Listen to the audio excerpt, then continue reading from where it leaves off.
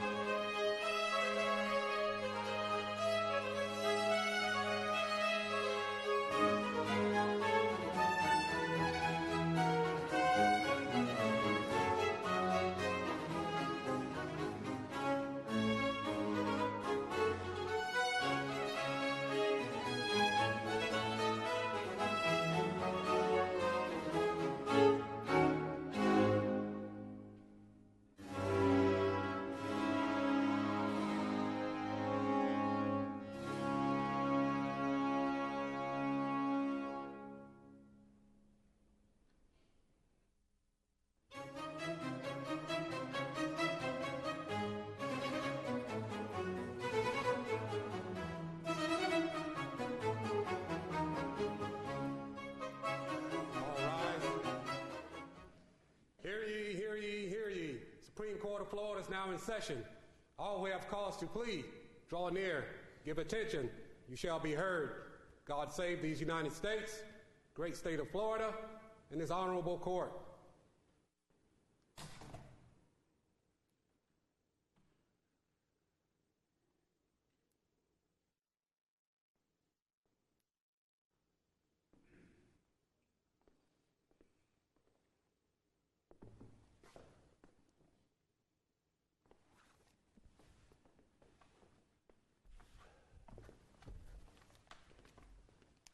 Ladies and gentlemen, Supreme Court of Florida, please be seated.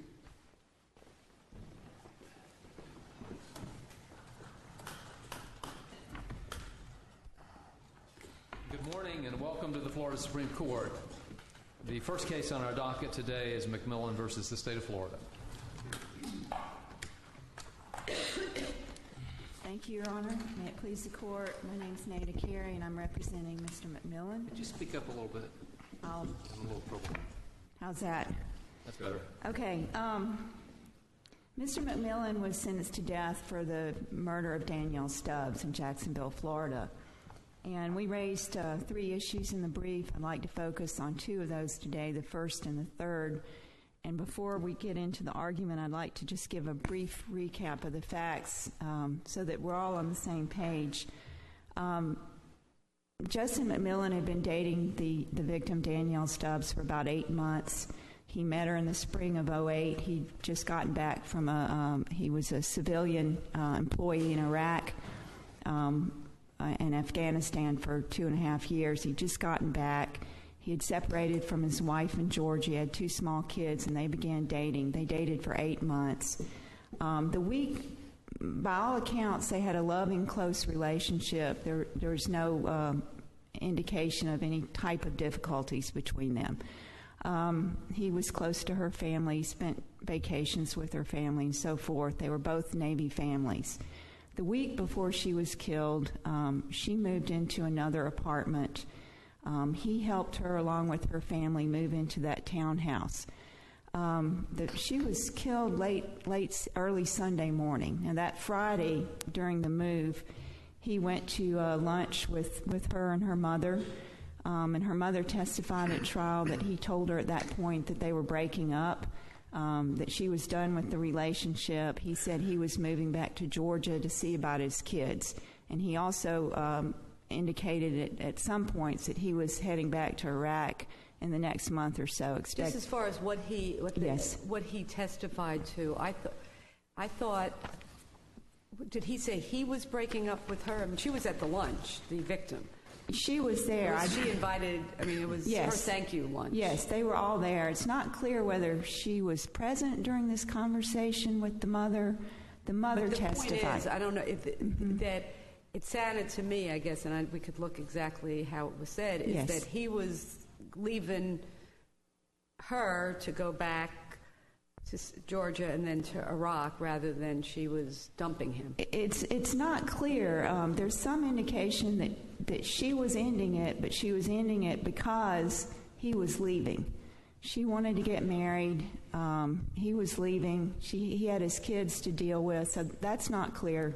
We don't really have her testimony about that, obviously. But you're not saying, I mean, was there any indication from the record that he was emotionally upset about? No. Okay, there's no indication that he was angry or upset about the breakup. And he wasn't upset about her going out with this other man and having sex with him? That comes later. Okay, we're still at Friday. If I could just go through the timeline a little bit. Saturday he goes to the races. I'm going to get there really quick. He goes to the races. She goes out Saturday night with some friends, work friends. He's with his sister and then his sister and brother. This is like 2-3 a.m. She's with her work friends. He's with his sister and brother. She has sex with this other man, a friend of hers, that night. He drops her off. She's intoxicated, so he gives her a ride home. And he drops her off sometime 3:30, 3:45, somewhere in there, a.m. Okay? And his car is at the townhouse when this Morris drops her off. Okay? And then that's when the murder occurs. Was he already inside the townhouse? Because I thought there was no indication that they saw someone in the in his car. And so was he in the townhouse, although he said he didn't have a key? Well, we don't know. We don't know because I can tell you what he said, what his statements are. When Morris dropped him off, he didn't see anybody in the car, didn't see anybody standing around the car. He drops her off. She walks up to the door by his car and waves goodbye. You know, she obviously sees that her boyfriend or ex-boyfriend's car is there. Now, he testifies that he's in the car when she's dropped off and that he opens his door, they have a conversation, they go inside, they have sex, they go upstairs, and there's some sort of heated confrontation. He says he lost it. Well, let's go. He, you've been using a lot of he's. Justin. Because the defendant. The person that drops him off sees the vehicles yes. there. The defendant gives How many different versions of what happened? He gives a version of what happened to the police. There's the shootout, of course, and he's in the hospital for 2 weeks in a coma. This happens 2 days after the murder. The day he gets removed from ICU, the police go in and question him. And that statement, he initially denies it, and then he says yes. And he says he went in, he was in the car, she came home, they go inside, they have sex downstairs, they go upstairs. He says he lost it. He shot her while she was on the bed. He shot her once, and she rolled, and he shot her again. That's what he says. He wanted to take his life, but he couldn't. That's what he says in the hospital. But I guess I'm assuming this is all going to whether the jury found premeditated murder. Yes. That you're saying there wasn't enough here to establish premeditation? That's correct. I mean, our position is that based on the facts we have, there's a reasonable hypothesis that they were upstairs, there was a heated confrontation, either because they were talking about this man she'd been sleeping with. He found out she was sleeping with another man, and he lost it out of jealousy, rage, I don't know, feelings of abandonment. He obviously, I mean, Dr. Kropp testified that... Well, let's just go over this. Yeah. He shot her. Yes. Whether they had sex before, whether they had the heated confrontation downstairs or upstairs, the gun, he had to get the gun. Yes. From wherever, I mean, or either he had it with him. Yes. And then how did he shoot her? He either had it with him or it was on the dresser, but he carried a gun. And how was she shot? Well, she was in the bed when she was shot the first time. She was face down or was she face up? She was found beside the bed. But I guess I guess here's my problem. Yes.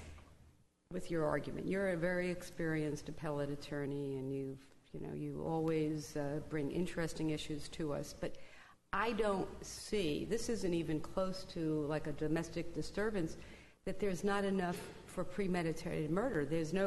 I don't think they found CCP here. We're not talking about heightened premeditation. Right. And that may be good argument, I think, if you said the CCP isn't justified. But for the life of me, I can't see how, with premeditation and the instruction that it can be, the intent can be formed, moments before, that this isn't a premeditated murder. Well, he says he lost it. He reacted.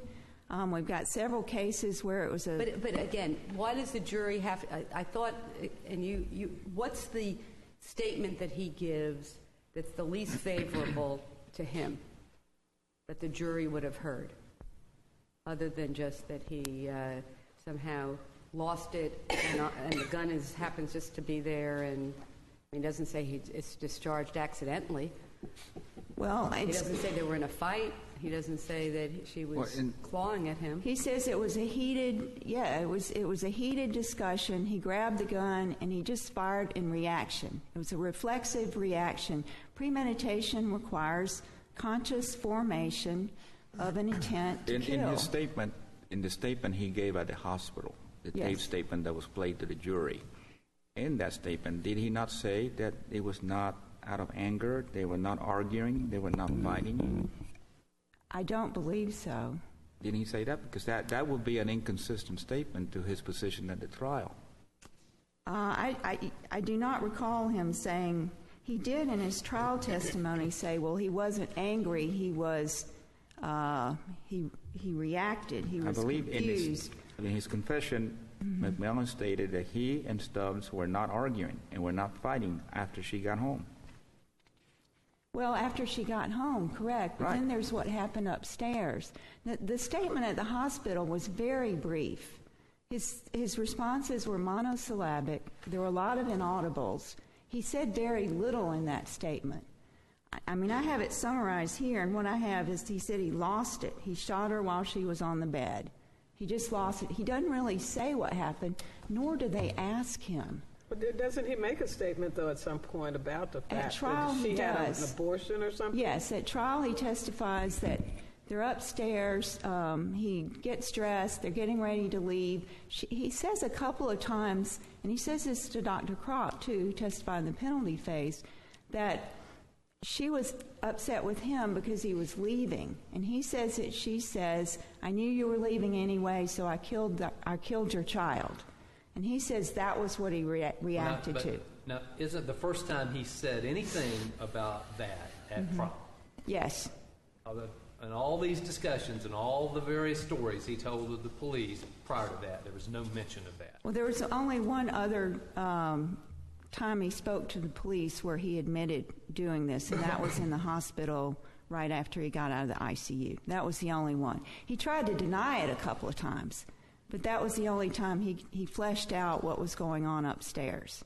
And he said, as I recall, that she showed him a receipt. Was there any actual receipt or anything that demonstrated there was a receipt, that? Yeah, introduced at trial that she had been to an abortion clinic. Yes.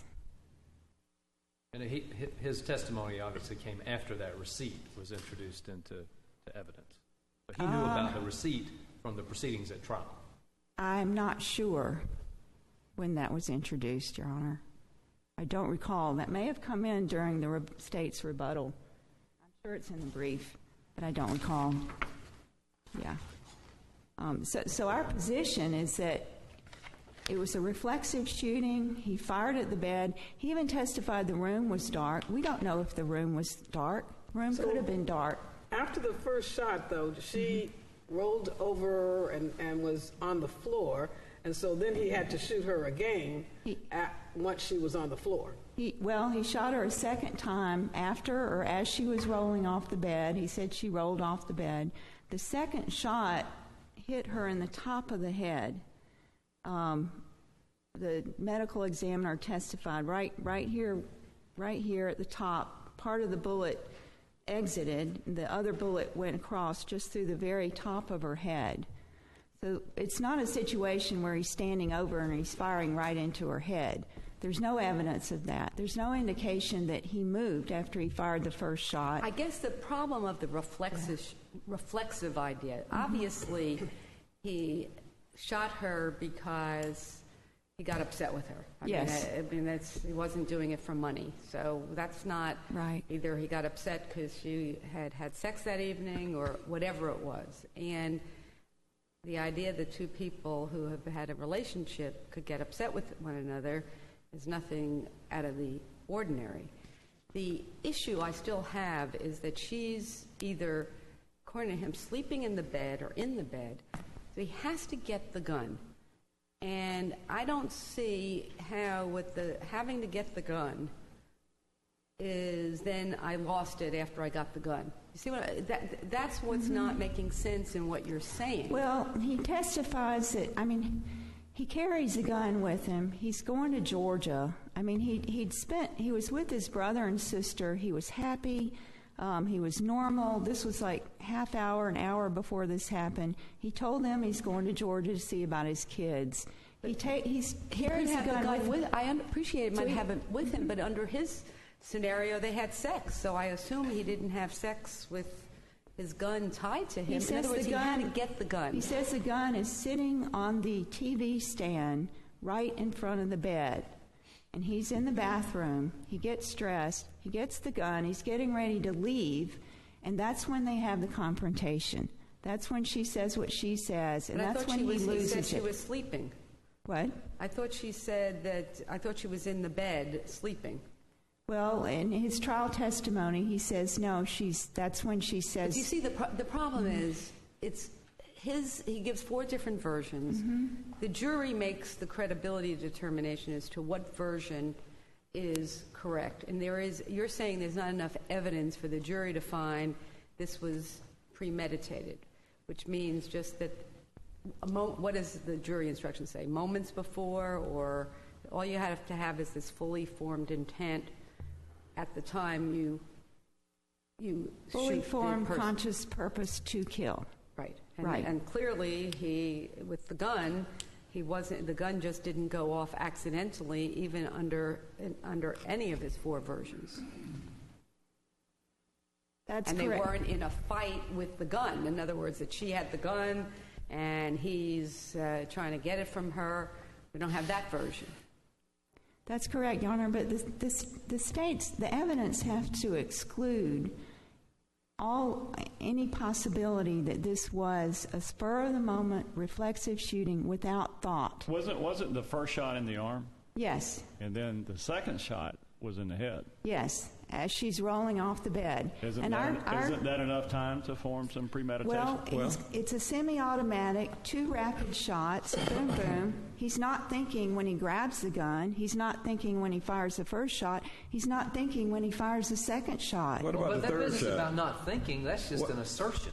I mean, you're saying he's not thinking. I mean... That's a reasonable hypothesis of now, what happened here. Given what we know about this man, he has an IQ of 76. The trial judge found he was under mental and emotional distress at the time this happened. There wasn't any indication of animosity towards her. Which makes it evil. I mean, if there's no animosity, why? Why do this? If there's no animosity between them, I thought your argument really was that there was some kind of, based on the fact that she said she had aborted the child or she had sex with someone else that's the very same night. So at that moment, and what I'm suggesting is that there was no pre-planning. There was no indication that he was angry at her or contemplated hurting her until the moment he grabbed the gun. You don't have to plan to do it for a long time to have premeditation. It can be, a minute or... Okay. Well, the jury rejected the state's theory that this was a burglary, that there was a sexual battery, that he broke in and all this stuff. The state rejected all of that. So to some degree, they must have believed his version or some of his versions of what occurred, that there was some kind of emotion-fueled encounter. And it's our position that the evidence does not exclude that. But the fact that he got mad with her and shot her doesn't mean that it was not premeditated. I mean, there's all kind of cases where people get mad and act on the anger, and it's premeditated. It doesn't mean it wasn't premeditated, but it also doesn't mean that it was. I mean, I've cited several cases here where, I think in Green, the woman was shot in the head and she was battered and she was strangled, and the court said there's not sufficient evidence of premeditation. But what you've got to convince us of is that no reasonable jury could decide that this was premeditated beyond a reasonable doubt. Isn't that what you've got to show? No, I think I have to show that the state's evidence does not exclude that this homicide could have been committed without any premeditation. And I don't think the state's evidence does that. Is Green what's your best case where you would say, based on that case, the court and this evidence, the court would have to find insufficient evidence of premeditated murder?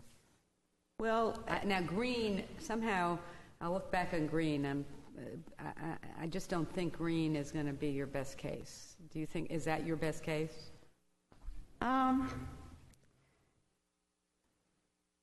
I don't know if that's our best case, but I think that demonstrates to some degree my point is that we don't know what happened here.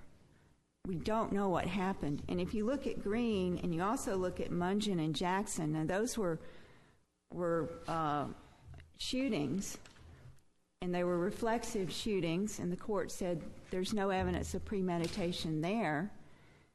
And then you look at Green, and Green again, there was... in Green, the defendant had even talked about killing her. But because the court didn't know exactly what happened at the time of her death... I guess that's the thing. We know about what happened. We don't know which version of his is the most credible. And it may be that because there were phone calls, right, about she called him at 4:08 a.m. It was a 2-second call to his cell phone. He had called from a payphone and made 2 calls to her. So we know there may have been some attempts, and if she saw him, she may have let him in, and I guess the jury found that he didn't break in. So we got that. Maybe there was consensual sex. Maybe there wasn't. I guess that's why the jury rejected any kind of attempted sexual battery. But at some point we know that if there was a fight and he lost it, he had to go get the gun. And as Justice Polston said, I think, and Justice Quince, the compelling thing is the first shot is in the arm. But then there had to be a second shot right in her head. And that, and again, the formed intent can be, I don't know if it says seconds or a minute, but it's a fully formed intent prior to the shooting. Yes, a fully formed purpose to kill her. Well, shooting someone in the head is about as close to intending to shoot somebody. It's not like he shot her in the foot and then somehow she bled to death because it had gone off in the foot. I mean, the head. Well, Mungin and Jackson shot the victims in the head and in the chest, point blank.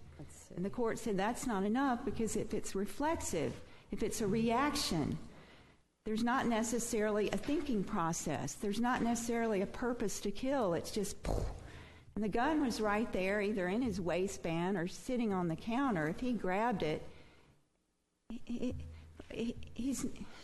I think you have to assume that what's going on in his head is fury, anger, emotion. And when those feelings are in someone's brain, they're not thinking. It's not like us standing here talking about this. This is a man who has an IQ of 76. He has emotional deficits. He has brain damage. Was Green, are you talking about the Green from 1998? Where there was a multiple stabbing? Yes.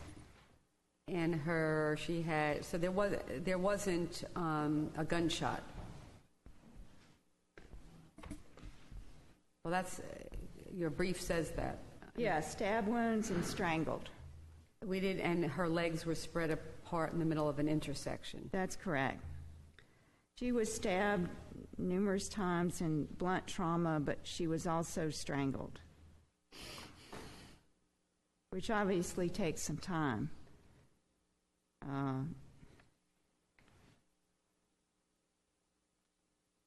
Norton was found face down in an open field with a gunshot wound in the back of her head. That's another one where court said there were no prior difficulties. We just don't know what happened except that she was shot in the back of the head. So no prior difficulties, but isn't by his own statement that he was either, there was something that he heard, he said about the abortion or the sex, that showed there was, you don't have to have difficulties in the weeks before, that he was coming there, he saw she wasn't home, and he was probably PO'd.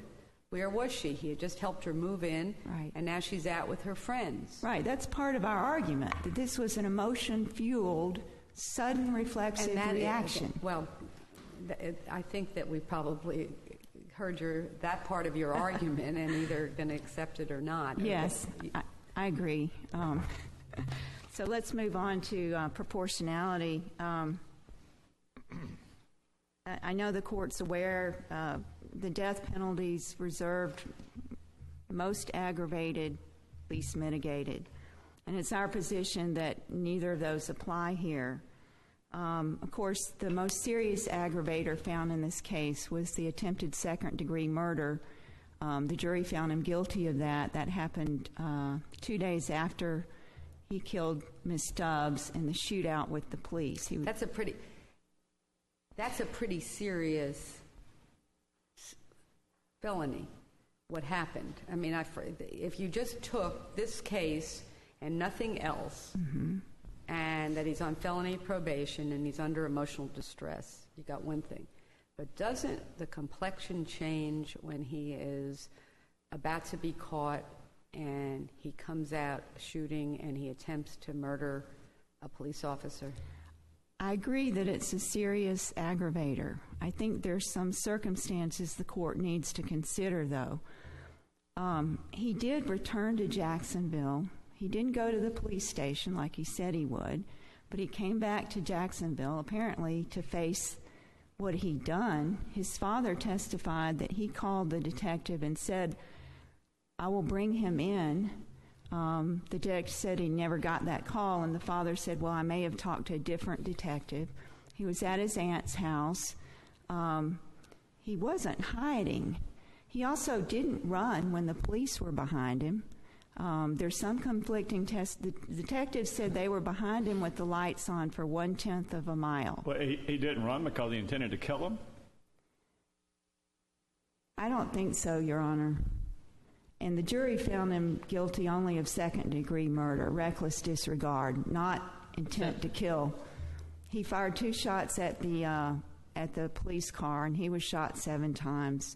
It was an impulsive reaction. Well, the people in the car started running when he stopped the car, right? Clearly they knew something was about to go down. His passengers got out. There 5 cars pulled up, 5 police cars pulled up. He did get out shooting. But I think the point is this was an impulsive reaction. I think the court has to view it as part of what happened 2 days early. He was still under emotional strain and stress of what he'd just done, which is kill the person he loved more than anyone in the world. Maybe he had hoped they would shoot him. I mean, Dr. Kropp testified, he did some destructive things. He may have been hoping they would shoot him. He did say... Counsel, you can continue. I just want to let you know you're now down to a total of 3 minutes, so you're into your rebuttal. Does that include my rebuttal? It does. Okay, I'll finish. I'll give a couple more minutes now then. So we do have the serious aggravator, but Well, that means you'll have 1 minute left. Just want to make clear, we're communicating here. Yes. You're in your rebuttal time. You have a total of 2 minutes and 44 seconds. Okay, with that, I'll sit down. Thank you, Your Honor.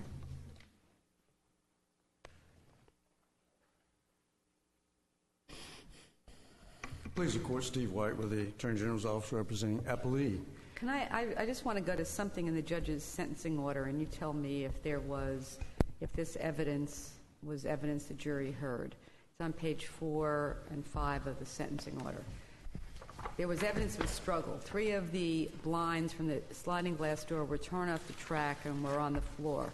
Some of Danielle Stubs' clothing was found downstairs.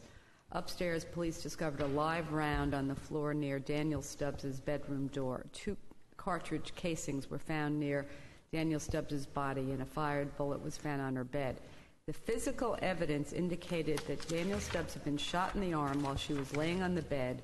After being shot in the arm, Danielle Stubbs grabbed the comforter and moved to the floor on the side of the bed. While cowering on the floor trying to protect herself, the defendant moved towards her and shot the Danielle Stubbs in the head. Is that the part about that she didn't just fall off of the bed as if she had been shot, but that she actually moved to try to protect herself? Is there evidence of that in the record? Absolutely, Your Honor. And of course, the state is entitled to all the facts and favorable inferences that support the verdict. Well, it seems to me if we just have that, we have ample evidence. Absolutely. If the court looks at the photographs, the color photographs of the crime scene, it is absolutely clear that Danielle Stubbs was shot as you faced from the foot of the bed towards the front of the bed, that is from the doorway.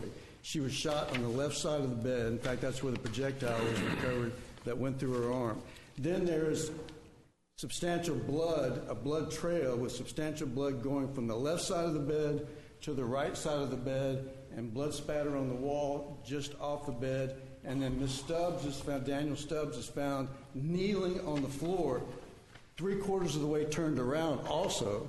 So she not only rolled out of bed, got on the floor, got on her knees, but she also had turned around when he shot her the next time in the head. So the photographs tell it all. There is no doubt whatsoever that he fired once, and that first shot went through the quilt, the comforter, and through her arm, landed on the bed. The police recovered it there on that left side of the bed. and there's no doubt whatsoever that she then rolled out of bed, turned partially around, and while she was kneeling on the floor, he basically executed her as she knelt there. Now, the jury it was a special verdict that had both felony murder and premeditated. Was it two choices? Yes, Your Honor. So they actually specifically chose premeditated murder and rejected the state's theory of either a burglary or a sexual battery. Well, they didn't find it, so yes, ma'am. But this also, I would also point out that the crime scene evidence in the upstairs bedroom comports with his statement to Detective Walcott at Shands on January 29th. And there the defendants told Detective Walcott, I shot her while she was in the bed, she rolled out of the bed, and then while she was on the floor, I shot her again. Now, what would the part where there's a struggle downstairs and where some of her clothing is found downstairs, how did the state weave that evidence in terms of presenting that to the jury? At some point before she was shot, there was a struggle. We know she's alive, as Your Honor has already pointed out. She was alive a little after 4 a.m., and we know that his car was there by his own testimony. He was sitting in his car at 3:30, so we know he didn't get inside, stay inside from 3:30 to a little after 4. We have him on the surveillance tape a little after 4 at the gas station. But at some point there was a struggle downstairs. So he would have. His car was there though when Morris dropped Stubs off. His car was there and at the townhouse. And what time would that have been? Pardon me? What time? That was about 3:30. We have a McDonald's receipt that indicates that just before that, 3:30 something. The last digit is blurred out. 3:30 something, they got the food at McDonald's, and that was right before he arrived at the Pine Verde townhouse. And Alan Morse testified it was about 3:30. So his vehicle's there. So did he then leave to go to the payphone to call her? Well, we know that he's not in the apartment at around 4:00. Surveillance videos 4:04 a.m. He is at the Gate store. I think it's about a quarter of a mile to eighth of a mile away at 4:04 a.m. So he's at the Gate store after she comes home. So at some point, we also know there was a struggle. I mean, we have an opposing counsel basically attacks each aspect of the struggle, but you put this package together, you know, the bloody substance under her fingernails, his DNA under her fingernails, the hair in her hands, the bruise on her forehead, fresh bruise on her forehead, the fresh bruise on her back, the items that are disheveled downstairs in this apartment. If Your Honor looks at the photographs, it is neat as a pin except for these items that are disheveled. The blinds that are torn down, the 3 blinds torn down near the sliding glass door. Was she found without clothes on? She had a top on, but nothing on the bottom. And there was what clothes were found downstairs? Her flowery pajama shorts were downstairs underneath one of the blinds. I think it was entangled with her panties, and there may have been a sock there also. So she would have had enough time to come home and undress and put on pajamas? Is that, I mean... Right. Because she was also fairly, according to Mr. Morris, fairly inebriated that evening. She was intoxicated and had been throwing up, in fact, which, by the way, is inconsistent with the defendant's story that she had consensual sex after she got home in this short period of time. We do know that his DNA is in her vagina and her anus, and the jury did not find him guilty on the felony murder, so that's where we are with that. But did you separately charge sexual battery? It was a felony murder, I believe, by burglary or sexual battery. There wasn't a separate finding. No, ma'am. The jury could have just decided it's more consistent with a premeditated murder. I mean, we don't know. And stop there. I mean, they did not say we do not find. They just didn't check the box, the line next to felony murder. That's all.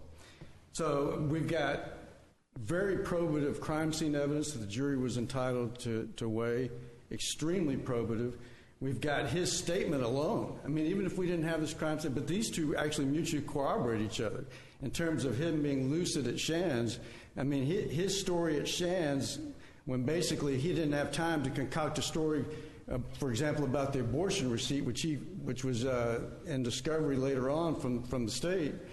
He didn't have time to concoct a story. He basically lied again at the very beginning of his statement of Shands, and then the detective said, hey, we got a match on the shell casings. Your gun killed the victim. And that's when he finally confessed and basically admitted that he shot her in the bed. She rolled out of bed, and then he shot her again on the floor. And but the rolling out again is not, as we look at the evidence, it's more of I'm trying to protect myself from being killed. I mean, that's what the jury could have. Right, but of course the key thing in terms of premeditation, that moment that premeditation is required, we have more than a moment from the first shot, her rolling out of bed, turning partially around, kneeling on the floor, and him shooting her again. And of course we also have the struggle downstairs. By the way, she also apparently got up to the upstairs at some point, because that's where the McDonald's receipt is and where her cell phone is. So she had gotten upstairs with the McDonald's receipt and the McDonald's bag at some point. What's the state's theory of when the sex between the two took place? I mean, was it downstairs or I'm having a hard time trying to figure out. They struggle downstairs, she comes upstairs and he follows her, or just what was going on here? So, we don't have a jury finding. My theory is that he raped her downstairs, but I'm not entitled to that. Is that how the state argued the case? Yes, Your Honor. That basically they had a fight downstairs. He at some point rapes her. She runs upstairs, and the evidence is consistent with the struggle downstairs and running upstairs, and basically cowers underneath the comforter. And that we have 2 holes in the comforter. Apparently, it must have been folded over. And he fired. He can't see her head then, but he fires. And if you look at the photograph of where the bullet wound is, if her arm had been raised to raise the comforter up, it would have been close to her head. So he fires once, and then she rolls out of bed, dragging the comforter with her, so it ends up on the floor with her. And by the way, she also had hair in her hands, which we didn't have to get DNA off of too. But at some point there was a struggle, as indicated by the items that were in disarray downstairs, the DNA under her fingernails, the bloody substance under her fingernails, the fresh bruises on her body. But where the rape occurred, or if there was a rape, was the hair linked to the defendant? We couldn't get DNA off of it, Your Honor. They tried to get DNA off of the hair. We know there was hair in her hand, but we couldn't get DNA. Now, was it hair in her hands or hair under her fingernails?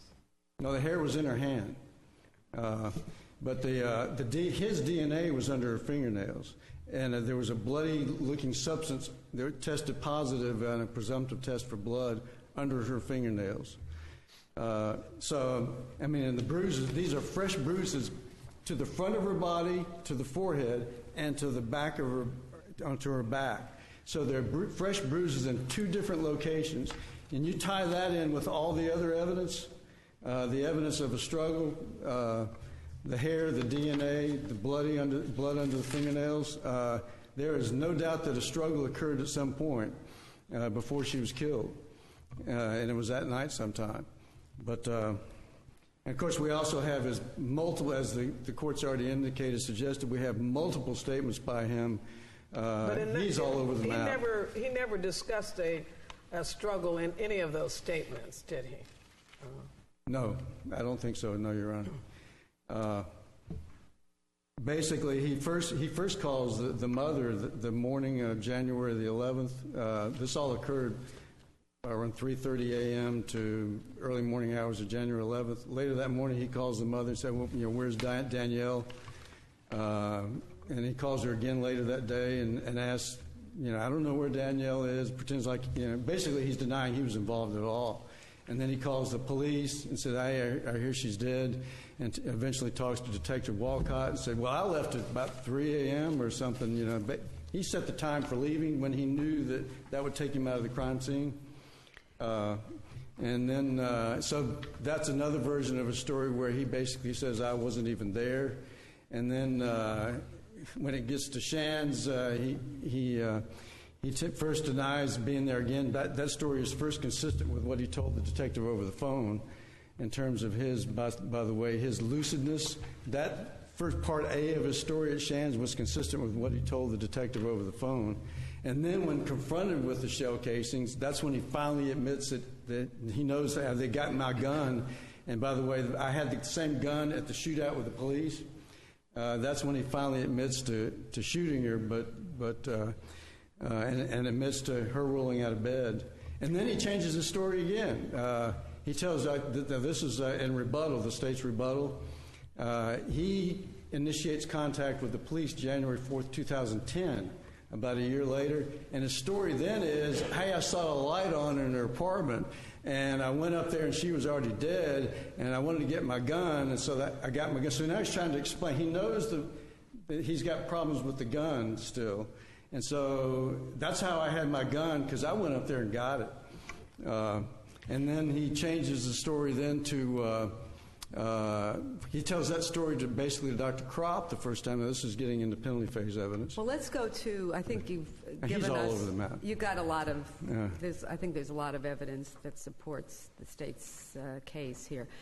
On the two other issues that were raised is the giving felony probation great weight, and then proportionality. Yes, ma'am. The state, as I see, had first asked for, was pursuing CCP, HAC in the course of a sexual battery, and they abandoned all those. So the two undisputed aggravators here is that he has felony probation and then the conviction for the felony. It seems to me that it's that other felony that occurs 2 days later that puts this into a whole other realm. The prior violent felony. Would you agree with that as far as how we look at this? This is very similar to Phillips in that regard. Because if we just had, and I guess we didn't have that subsequent thing, and we had this murder, and he was on felony probation. The felony probation he was on was, he was a first offender, I guess. So they're concerned, and my question is, the giving of that great weight. We've never said felony probation, depending what it is. If you're on for having had another murder, but that's not among the weightiest of aggravators, is it, this felony probation here? It's not one of the ones this court has listed as among we've almost listed everything. But how does a judge, in terms of, I know we don't question it, but why is that entitled to great weight? And how do we, what facts did the judge have, if we were just reweighing this to look at proportionality, that would say, yeah, when you have that kind of felony probation, which was, he was in I guess he went through a neighborhood at 120 miles an hour, that's in a death penalty case, that's going to be considered great weight. Endangering children as in the chase at 120 miles per hour, narrowly missing a child, racing at 120 miles per hour. But you sort of, again, we don't really need to reach whether that was erroneous weight, because isn't really the other aggravator so substantial here? I would think, yes, ma'am. If there was error, which the state, of course, does not concede, it was certainly harmless given the extreme weight of the prior violent felony in this case, shooting at the police when they tried to apprehend him. And what were the mitigators here? In terms of what's not mitigation, Your Honor, you don't have any mental illness, you don't have any child abuse, no sexual abuse. You have an IQ score of 76 on the one hand. On the other hand, he graduated from high school, and he passed Halliburton's test to become a private contractor to work for Halliburton overseas. He traveled overseas as well. So there was no attempt, because I know there's, just from reading in the newspaper, that those contractors can sometimes be subject to a lot of stress in that situation. There was nothing to tie in what had happened to him being in I think Iraq. At one time somebody testified that he was shot at, but there was no testimony that I recall that had any effect on him. So there was nothing like that he psychologically. went to Iraq, he was in this situation, and he came back a different person? No, ma'am. I didn't see anything like that. In terms of what mitigators were found, the no significant criminal history, prior criminal history, that was given little weight, and that's basically issue 2. And the state submits that what the trial court did in terms of those the aggravator, great weight, and the prior criminal history, little weight, did exactly what he's supposed to do. He looked at all the underlying facts regarding the aggravator and regarding the mitigator. He said, well, he got to withhold on the mitigator, so I'm going to give it to him, but I'm only going to give it a little weight. On the other hand, we've got these serious facts underlying the felony probation in terms of the high-speed chase endangering children, narrowly missing a child. By the way, there are even more aggravating facts than that to it. But in any event, we've got these serious facts underlying the felony probation, so I'm going to give that one great weight. And as Your Honor, of course, has indicated, the prior violent felony is extremely, extremely serious in this particular case. No other statutory mitigators at all. No mental mitigation, statutory mental mitigation. Religious faith, slight weight. Love for family, little weight. Employment history, little weight. His biological mother rejected him, slight weight. On the other hand, there was testimony that his stepmother and dad were excellent parents. I mean, he was raised by excellent parents. And, of course, we have this other evidence that he had an excellent family life otherwise. Emotional distress, he basically, Dr. Kropp did not testify as to the statutory mental mitigation, but basically Dr. Kropp bought the defendant's story that he was under some sort of emotional distress when he fired the shot, so the trial court gave that some weight. Essentially, there was also some testimony from Dr. Kropp. I should mention that there was mild to moderate frontal lobe. How old was he? He was 24 at the time of the murder. But Dr. Kropp couldn't say when that occurred. It could have occurred when he was shot up by the police. And there were a couple of accidents that the defendant related earlier in his life. There was a motorcycle accident, but the CAT scan was negative. For that particular incident, there was supposedly some football injury, but he didn't even go to the hospital for the football injury. So basically, you have very, very substantial, greatly weighted aggravation and very, very little mitigation in this particular case. So the state would contend that the trial court's determination of the defendant for death should be upheld, that the death sentence was proportionate. But if there are no other questions, the state would respectfully submit that the trial court should be affirmed, the first-degree murder conviction should be affirmed, and the death sentence should be affirmed. Thank you.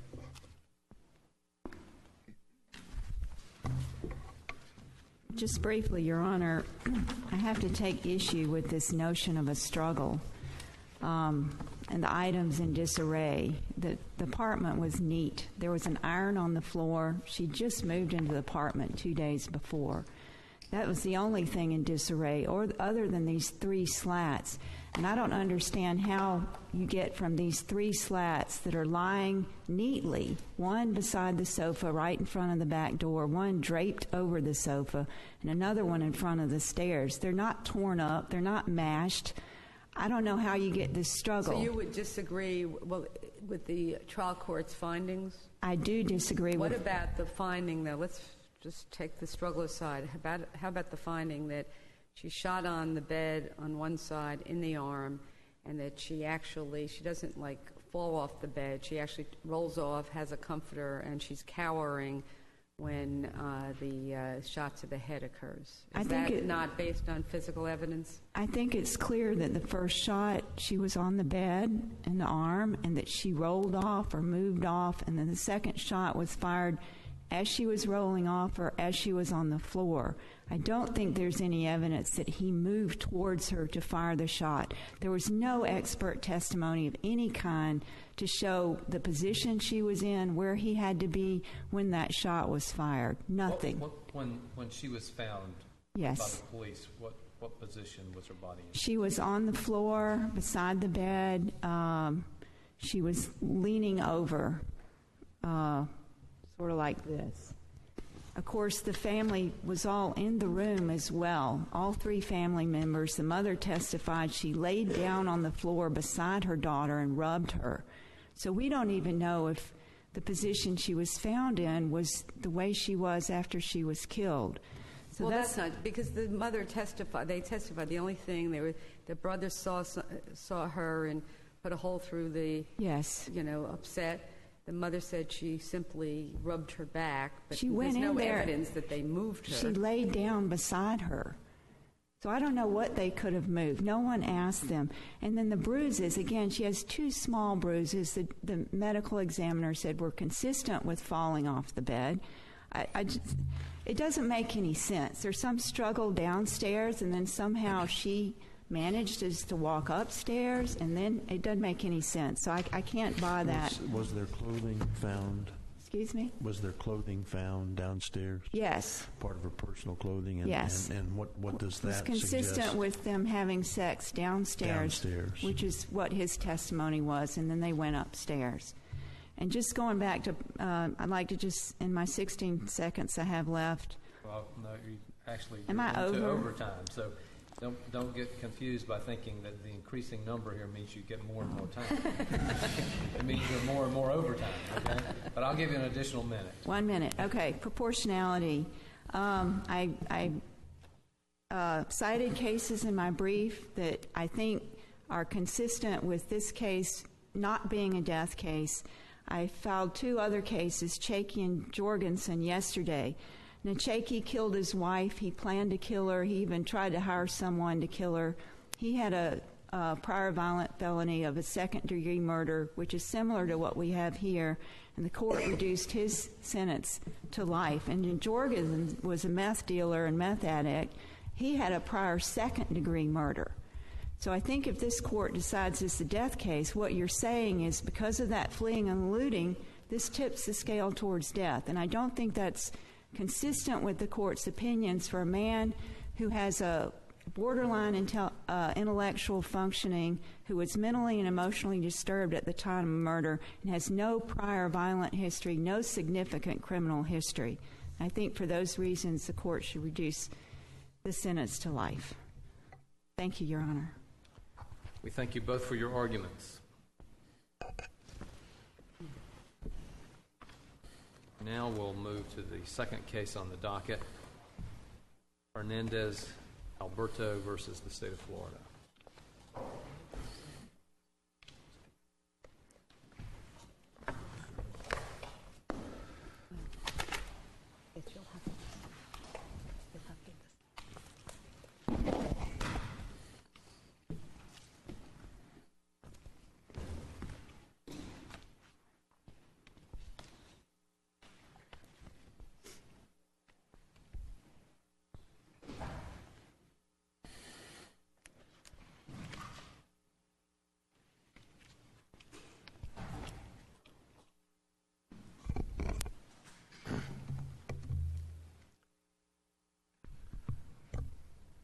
May it please the Court. I'm Mark Ruber with CCRC, representing Mr. Pedro Hernandez Alberto. And with me at council table here is Steve Malone on behalf of the United Mexican States Amicus Council. The case, of course, at this point is fairly limited because of the posture that it's in, but I thought I might start with what was really my last stand at the lower court, which is if our arguments about competency were eventually lost, if my arguments that a verification requirement should be treated very liberally, and if the case is really headed to where it did wind up going to a dismissal with prejudice, that the court should then conduct a DeRocher hearing that would require a colloquy, and in this case most likely what amounts to a confrontation between the court and the defendant, to establish on the record that he actually knows what he's doing. Well, Mr. Gruber, here's my problem is, and I'm sympathetic to what you had to go through with if you were his attorney, and the judges that tried to me mightily to help do something so that a post-conviction motion could be filed. But if a defendant is found to be competent, but is still saying, I don't want to sign that verification, and they're told that if they don't do that, they are giving up their rights to post-conviction. Are you saying that they really needed to go through a DeRocha procedure for this? That this was the same thing as if he was waiving post-conviction? Is that your argument? My broad position would be that, frankly, yes, because it really wouldn't. I mean, it would take a matter of minutes, and that the idea behind the DeRocha hearing is to establish on the record, and of course, there's so what would be the colloquy that wasn't done that if we were to decide, or if it's okay, well, we should relinquish and just let 5, sentences be pronounced, what would it be? Well, I actually never did write a proposed one out, and if there were a relinquishment, I would do that and put some time into it. But it would be, of course, along the lines. I guess my problem is this seems like somebody that is just gaming the system. And at some point, he is given, Judge Black, all the judges that tried to tell, to go over it, and then there was competency hearings and competency and experts, and there is just, seems that every effort was made to try to accommodate this defendant. So I'm I am really hoping to persuade the whole court that this is not that type of situation, that there has been competence. Let me ask you this. Let's assume that it were sent back, and the individual responds just as he had before and gave reasons. He gave reasons, did he not, for not signing it? Well, he did not until towards the end, but eventually he did complain about what had been written. Well, did he or did he not? All right, yes. He did? At the end, he said he disagreed. He disagreed with it, and that it disrespected him and his family. Those reasons. Did he not give those reasons? I'm sorry, I didn't. That it disrespected both he and his family? Yes. Didn't he say those reasons? Okay. I don't understand why we're having such a difficulty communicating on this. Did he give reasons in this proceeding as to why he didn't sign it? Yes. Okay. Now let's assume that we do send it back, and he gives those reasons again. Well, then... Because the court can't force him, we can't force him to say magic words. Correct? Well, that's true. And so we go through this, and we send it back, and those are the responses. Where are we, if that's given? Well, in a situation like that, I would certainly try to get a discussion going on the record about what it is he disagrees with. And the very next thing within a matter of days would be a modified 3851 that meets those problems that he has. It wouldn't take much. A modified 3.851 that has what in it? That whatever it is that he doesn't agree with, I'll take it out. I mean, it will meet any problem that he might have with regard to the facts. There would still... You can, as an officer of the court, if he wants to assert something that there is no basis in the evidence to assert, here is a defendant who represented himself for a good deal of the trial, and that was upheld. So there's really very little, in my view, that he could attack even if he was fully cooperative, because we've already upheld that he was, allowed to represent himself, and so therefore you can't fault counsel for his insistence on representing himself. But I really want to resist getting into the merits of the 3851 that hasn't even made it to a Huff hearing yet. Except, I guess what it does is we look at a whole picture. And, I'm always... So I think from my point of view, in trying to see what has a defendant done to not only not help himself, but to, is he doing it because he can't help it? Or is he doing it because this is just now, this 3.851, his sentence was affirmed in 2004, so we're 8 years later, and we still don't have the first 3.851. And there's a lot of evidence in this record that this defendant is gaming the system. So I say, look at the whole I do think to look at the whole thing. But I understand what you're saying is we can't say, well, just because there's nothing to file doesn't mean he doesn't have his day in court. But Justice Lewis is asking you, well, what if he says, I don't agree with this, but then doesn't tell you what he wants to have in it, or what he wants to have in it isn't ethically something you can put in it? Well, as far as anything positive, affirmative, that he would say that I could not agree with, then I deal with that if it comes up. But I'm simply saying what he said is that there are certain things in there that he regards as offenses to his family. You're supposing that you're going to have a full discussion and this is going to be just beautiful. It hasn't occurred up to this point after this number of years. Again, I go back to the basic question. If those answers stand, where are we? Well, okay. One thing is that there has been an issue, when it talks about the phrase gaming of the system, there has been an issue here about his mental illness all along from the very beginning of this case. He was found to be incompetent at different times.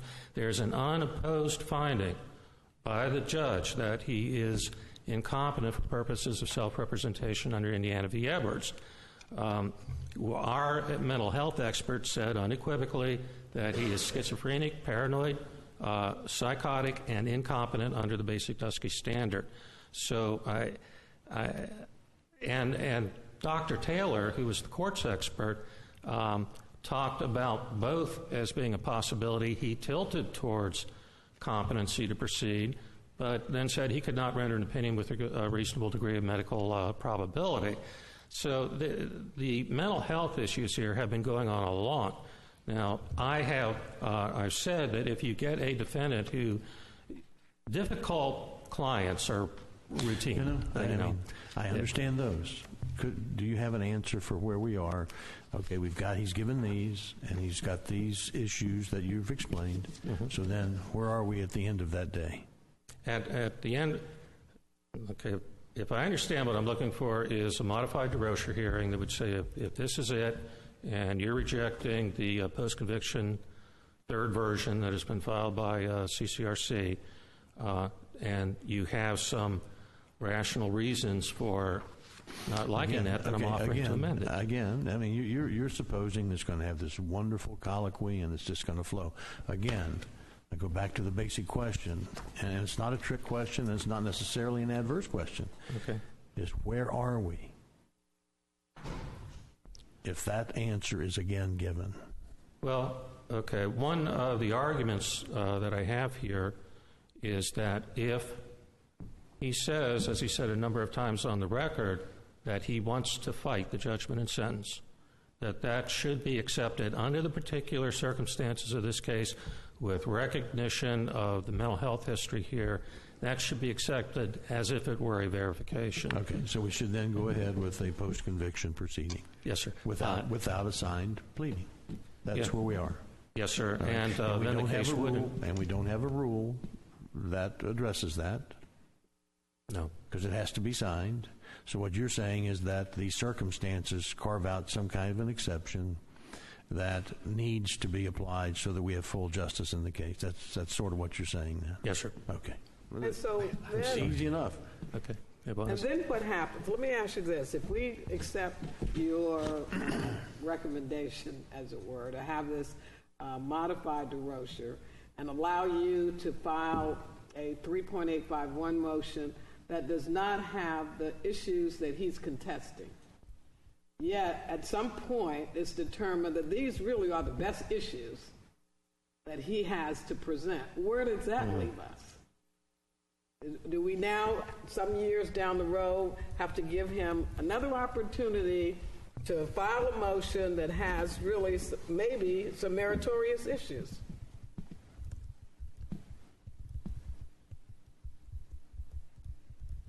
You know, I understand you're thinking about this, but it just seems to me that we then get into a real piecemeal situation of allowing you to raise these issues now, and then where are we going to be in the future, especially if the death warrant is signed. We're going to be running around trying to figure out these other issues that could have been brought, but he didn't want those brought at that time. Well, partly just because you asked the question, what I would envision doing is litigating those issues one way or the other. But, I'm really speculating here about how I might cope with it under those circumstances. Well, wouldn't the answer really be that if we were to have this modified procedure for something where it's close enough to that he's waiving, he's done something that he won't be able to change. In other words, this dismissal is it. Mm-hmm. When a death warrant is signed, you can try something else, but he's waived whatever he would have in the initial. And it seems to me that the colloquy would be, whatever you now file, this is your opportunity. And because, we have defendants that keep on filing, not a lot, thankfully, that keep on filing things where they're attacking their guilt. So say this defendant says, I want to attack my guilt. Well, he's confessed, there's no basis to attack the guilt. So that's why I know you don't want to get into the merits of it, but it doesn't seem that there's a whole lot he can attack to begin with. Maybe that's his problem, is that hasn't yet faced the reality that he committed how many victims? Well, there were 2 murder victims. 2 murder victims. Yeah. So that's your best. That would be your best. That's your best argument. And I think the court. I would be concerned that we are just opening the door to allowing somebody to manipulate the post-conviction process. Well, and it's, you say people have found him to be not competent, but I thought that the DOC guards that have observed him say that when he's in prison, he's been very polite. He talks to people in appropriate ways. He's not disheveled. There's nothing that indicates that he is, mentally ill when he's going about what he's doing on his day-to-day death. I have to say, all of the things that you're saying come from Dr. Annis, and we've got counter facts that have been established on the record over and over again. But how many times has there been a judicial determination of competence to proceed? I didn't count them all out, but it's been incompetent and then competent, and then under Indiana v. Edwards, partially incompetent. Indiana versus Edwards, when Judge Black did that, it wasn't partially incompetent. It's the idea that we look to, and I'm not even sure if Indiana versus Edwards would apply in a post-conviction setting. I think there are other reasons we want to have attorneys for these defendants, because we don't want the death warrant to be signed and nobody be there. But Judge Black made a determination that he was not in a mental state that he could prosecute the 3.851 by himself. That's different than competency for the purposes of being able to stand trial or be subjected to death warrant or anything else. Would you agree with that? Yeah, 2 things I did want to get in there. One, the sort of limited thing that I'm proposing might very well be by way of an unpublished order saying it would benefit the court to conduct a DeRocher hearing, and so as far as opening the door, it wouldn't do anything of the sort.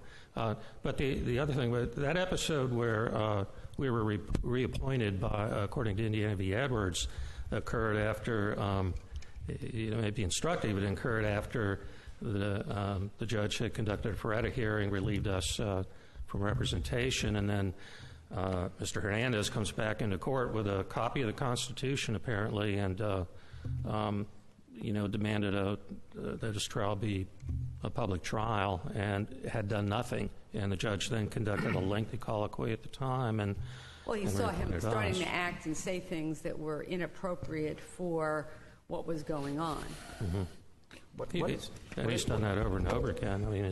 What is the purpose of the verification of this particular motion and not other motions? About that, why do we require it in this particular motion? In this particular motion, I have no idea. I don't think it does serve a purpose, and in fact, I've argued that it's a meaningless ritual. Now, the case law goes back a very, very long ways, requiring a verification, and the reasons for it apply to non-capital pro se prisoner petitions, a barrage of really frivolous petitions sometimes where the court then has the power to deny game time, or the prisoner may be charged with perjury. That obviously doesn't have much impact on a capital case at all. And in this particular case, the only purpose that would be served by a verification in any death sentence capital case would be to get the lawyer and the defendant together, and we've been kind of struggling around that, of course, for quite some time. But beyond that, I don't see where verification is required in a capital case. It seems like that. I mean, having had a lot of experience as a trial judge in this area, it seems to me like this is the kind of thing that someone facing the death penalty can use to basically prolong his life as long as he possibly can. I'm just not going to verify that. Well, so you can't hear it. Yeah, and the judge cited exactly that reason for denying my request for a DeRocher hearing. I don't think it's true. I think one way the case can move forward by addressing the individual claims, or the case can move forward at least by having it on the record that there's a confrontation, and here the defendant's actually being told by the court that this is going to be the consequence of what you do. The judge just wouldn't do that. So the judges render basically two choices. One, dismiss it with prejudice, or two, do as you're saying. Go through the hearing and pretend like he signed it. And it could be that the judge, after conducting such a hearing, says, this is it. The defendant has now been told he's sticking with his course of conduct, and the case is dismissed with prejudice, but we're not there yet. You want an opportunity for the defendant to have a procedure under 3.851I, right? Yes. Okay. But didn't the trial judge give the defendant that opportunity to file a motion under that? Yes. And no motion was filed? Right. That's when we were reappointed. I'll reserve. I will give you an additional minute beyond the 36 seconds you have.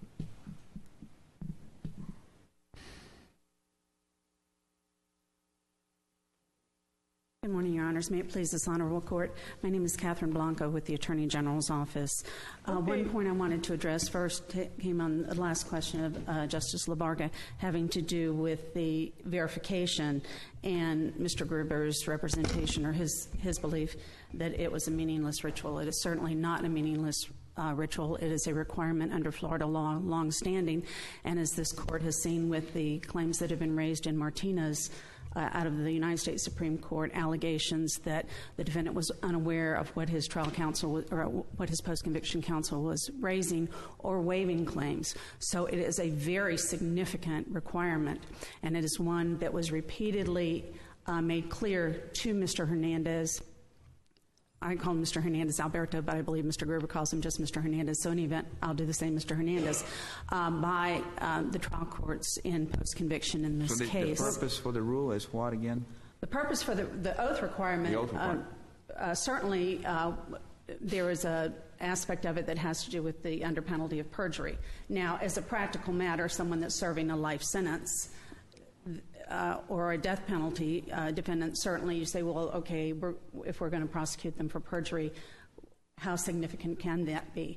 But the greater import of that rule is the defendant's acknowledgement. He is signing and verified. He knows what claims are being raised, because we're defending these years later, as this court has just recently seen, on claims that, well, I didn't know that was being raised, or my counsel did not raise what I wanted him to raise.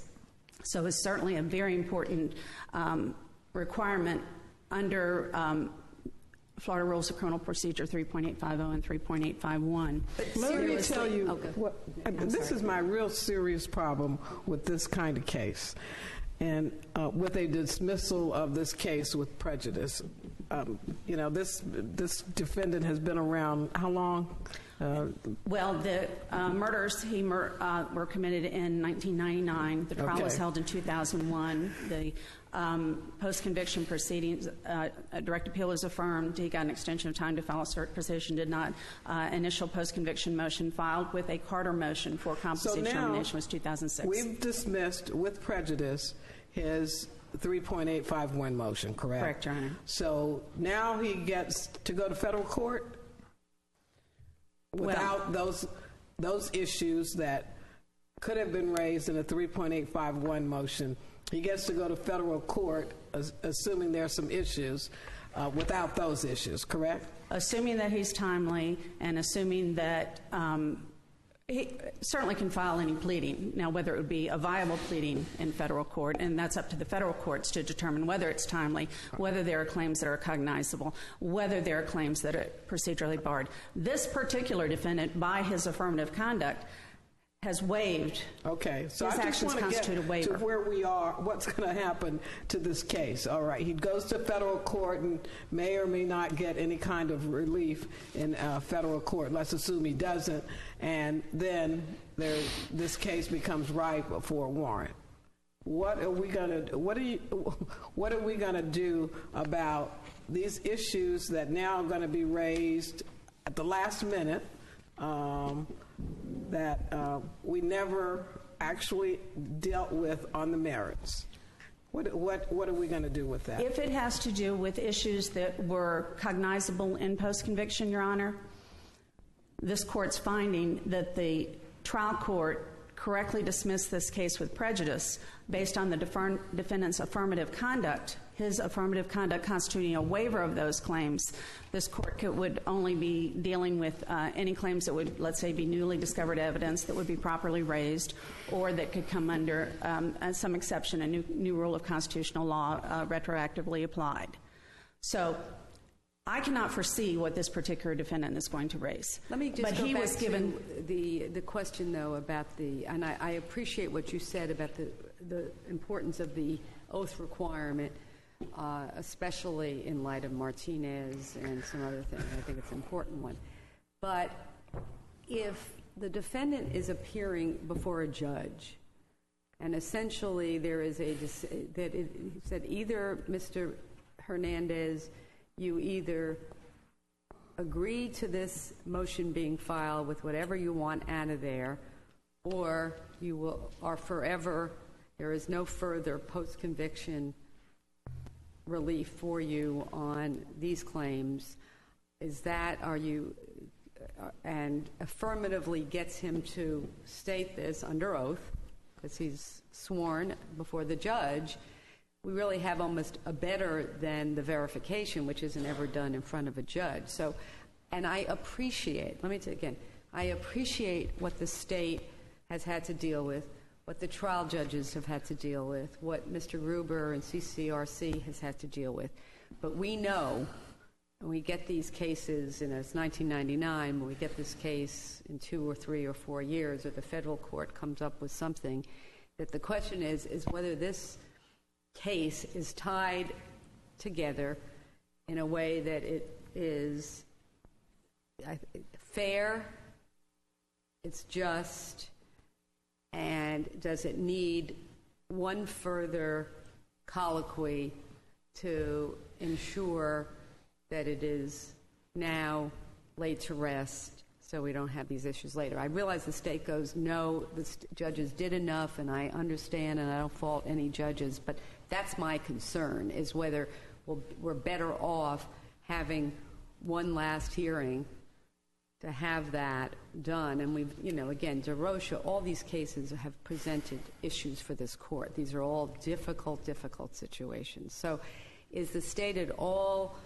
say, no, that would be bad precedent, no, we can't do that? For this situation, wouldn't that perhaps be the best way to finalize the end of this post-conviction representation or this first post-conviction case? Justice Pariente, you're right. The state's position is the trial court went above and beyond the call of duty and did enough. But I also understand that this court, if it has a level of competence that it would like to be higher, certainly can relinquish jurisdiction for, let's say, a 90-day period, 30 days to bring Mr. Hernandez back to the trial court, 30 days to work with Mr. Gruber. Mr. Gruber's represented this morning that, well, you know, I could strike some of those claims or change some of those claims. I could work with him. Are you suggesting that we do that?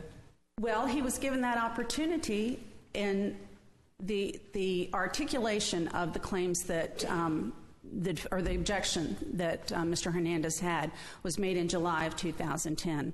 In August of 2010 is when the order dismissing the case without prejudice. Well, okay, you were responding to a question. Yeah, sorry. You've lapsed into history. Okay. Okay. The question is, does the state have a problem with us relinquishing this case for further proceedings to give them another chance? Do I have a problem with it? No, Your Honor. Candidly, no. I don't think it's necessary, but I certainly respect this court's why are we decision. Here? Why are we here exactly? Why are we here if the state thinks that this should go back for further proceedings? Your Honor, with all due respect, I don't think it should go back. I think it is sufficient. Would I have a problem was the question, and I respect the court's authority to do. I understand. You know, I mean, let's not. I'm not trying to play a semantic game here. You need to articulate the position of the Attorney General with respect to what should happen in this case. This case should be affirmed. The trial court's dismissal with prejudice should be affirmed because the defendant was given multiple opportunities to verify his post-conviction motion. He was explicitly given the opportunity to represent himself in state court in post-conviction. He declined to file his own post-conviction motion. Even after that, CCR was put back on the case. The case was amended. He was given, again, a 60-day extension to file a verified motion for post-conviction relief. He did not do that. It was essentially signing a verification that he failed to do despite specific opportunities. So I would say the case should be affirmed with prejudice. Here is the thing, and it maybe didn't intend to go this way, but when the judge found that there was enough issues about his mental status that he couldn't proceed without an attorney. And that's what he found. That was in 2010 or 2009, when counsel was reappointed? In January of 2009. When we're making a judgment, when the judge who has observed the defendant, and who has heard from the experts that he can't really do this himself because of his mental state, it sort of then is saying, well, but he had all these opportunities, as if we're dealing with a completely rational actor. And so some of these, I've read the brief from the Mexican consulate about Dr. Annis, who basically took, they say 12 minutes and he's was not bilingual, to evaluate the competency. So we're not dealing with somebody that we can say without doubt is a rational, bright, focused person. We're dealing with somebody that has, at least from the trial judge's point of view, somebody that cannot navigate this system on his own. And so that is why, again, in terms of saying, well, he's been given all these chances, enough was observed to have felt that counsel needed to be reappointed under Indiana versus Edwards, right? The Honor, let me clarify the sequence.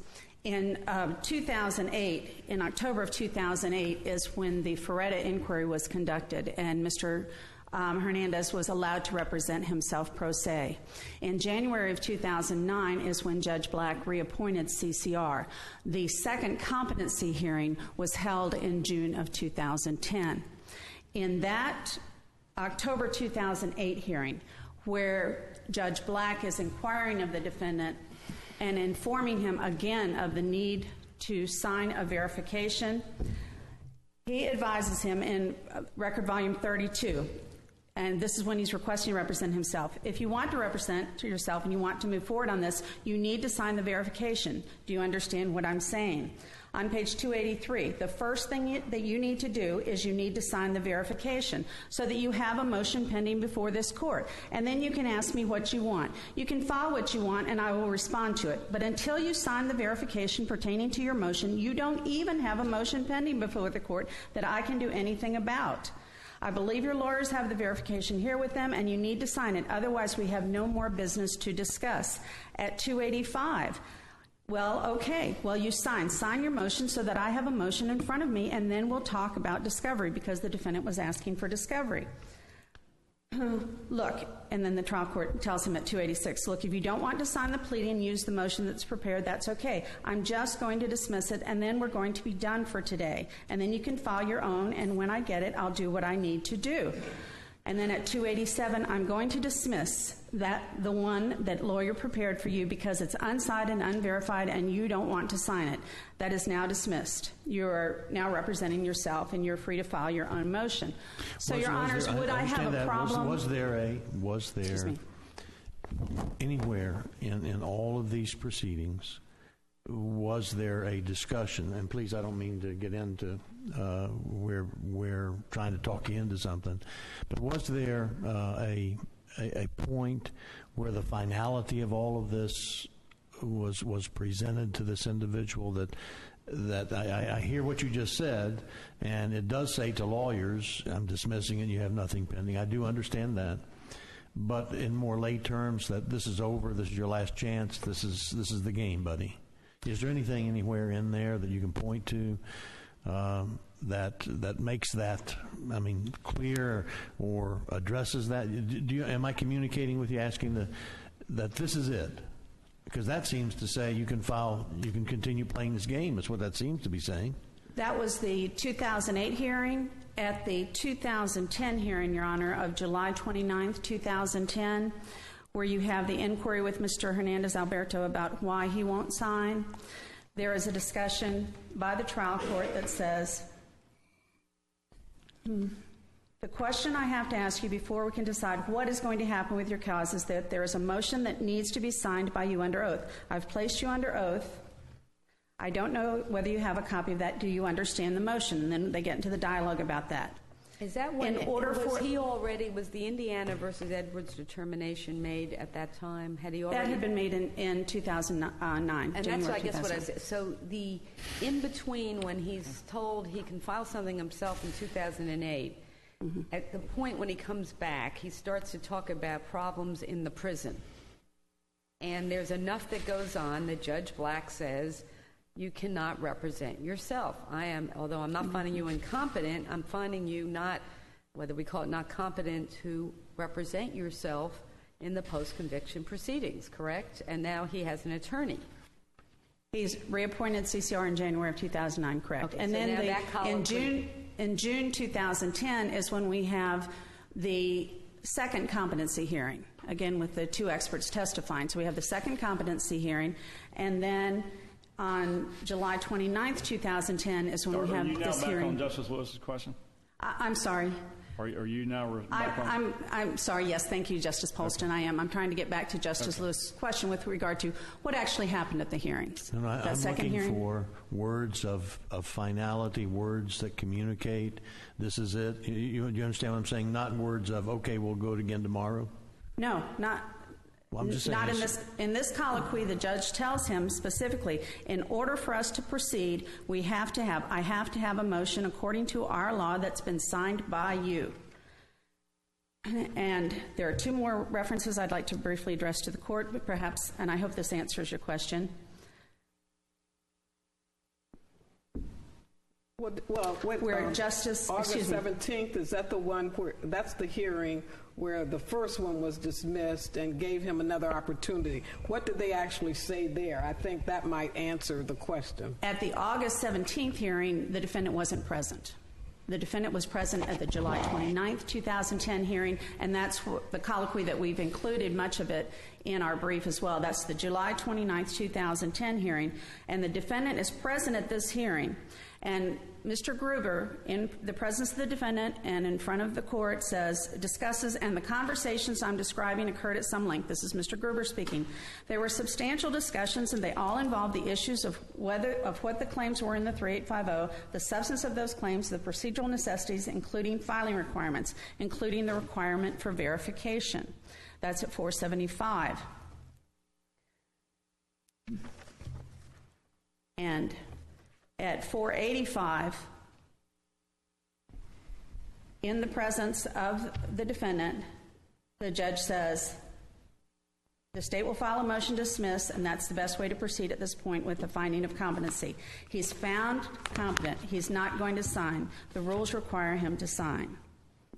And so that is the response that is given. Okay. Now, is there a sentence in there that says, and the court is the party telling the judge, dismissal with prejudice means that you cannot come back? There is not, Your Honor. Thank you. You're welcome, Your Honor. And indeed, the trial court did make several efforts to make sure that Mr. Hernandez understood that he was expected to sign.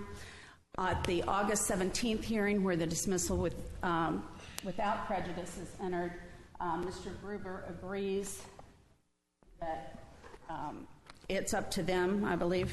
Hold on one moment, Your Honor. Let me just get the correct passage. I'd have it, Tim. Excuse me. As I understand, on August 17th, Judge Sexton said, I'm dismissing this case without prejudice. Right. I'm giving the defendant 60 days to send his own pleading in. And was there another 60-day extension? Is this the point where he had an additional 60-day extension from there? There had been. At this one, there was only 160. On August 17th, Mr. Hernandez was not in the courtroom. Mr. Gruber was present. The trial court says, I have my order here. I'm dismissing without prejudice. And Mr. Gruber says, is in response to, I think the next procedural steps, she's talking about what happens next. And Mr. Gruber states, I agree, I think it's up to us. And there's a discussion of the ball being in their court. That order of August 17th states what the trial court will do. If a verified motion is not filed within 60 days, an order will be entered dismissing this case with prejudice. And so the defense is all unnoticed. They know that the ball is in their court. The time the clock ticks, nothing else happens. I would ask the court to affirm the trial court in this case in light of the multiple hearings and the multiple opportunities the defendant was given to verify. And the issue of competency, we would rely on the arguments presented in our brief. Thank you for allowing me to present an argument this morning in front of you. Thank you. I'm going to thank the court for its attention. Unless there are any questions, I'll sit down. Thank you. All right, we thank you both for your arguments, and the court will now stand in recess for 10 minutes. All right.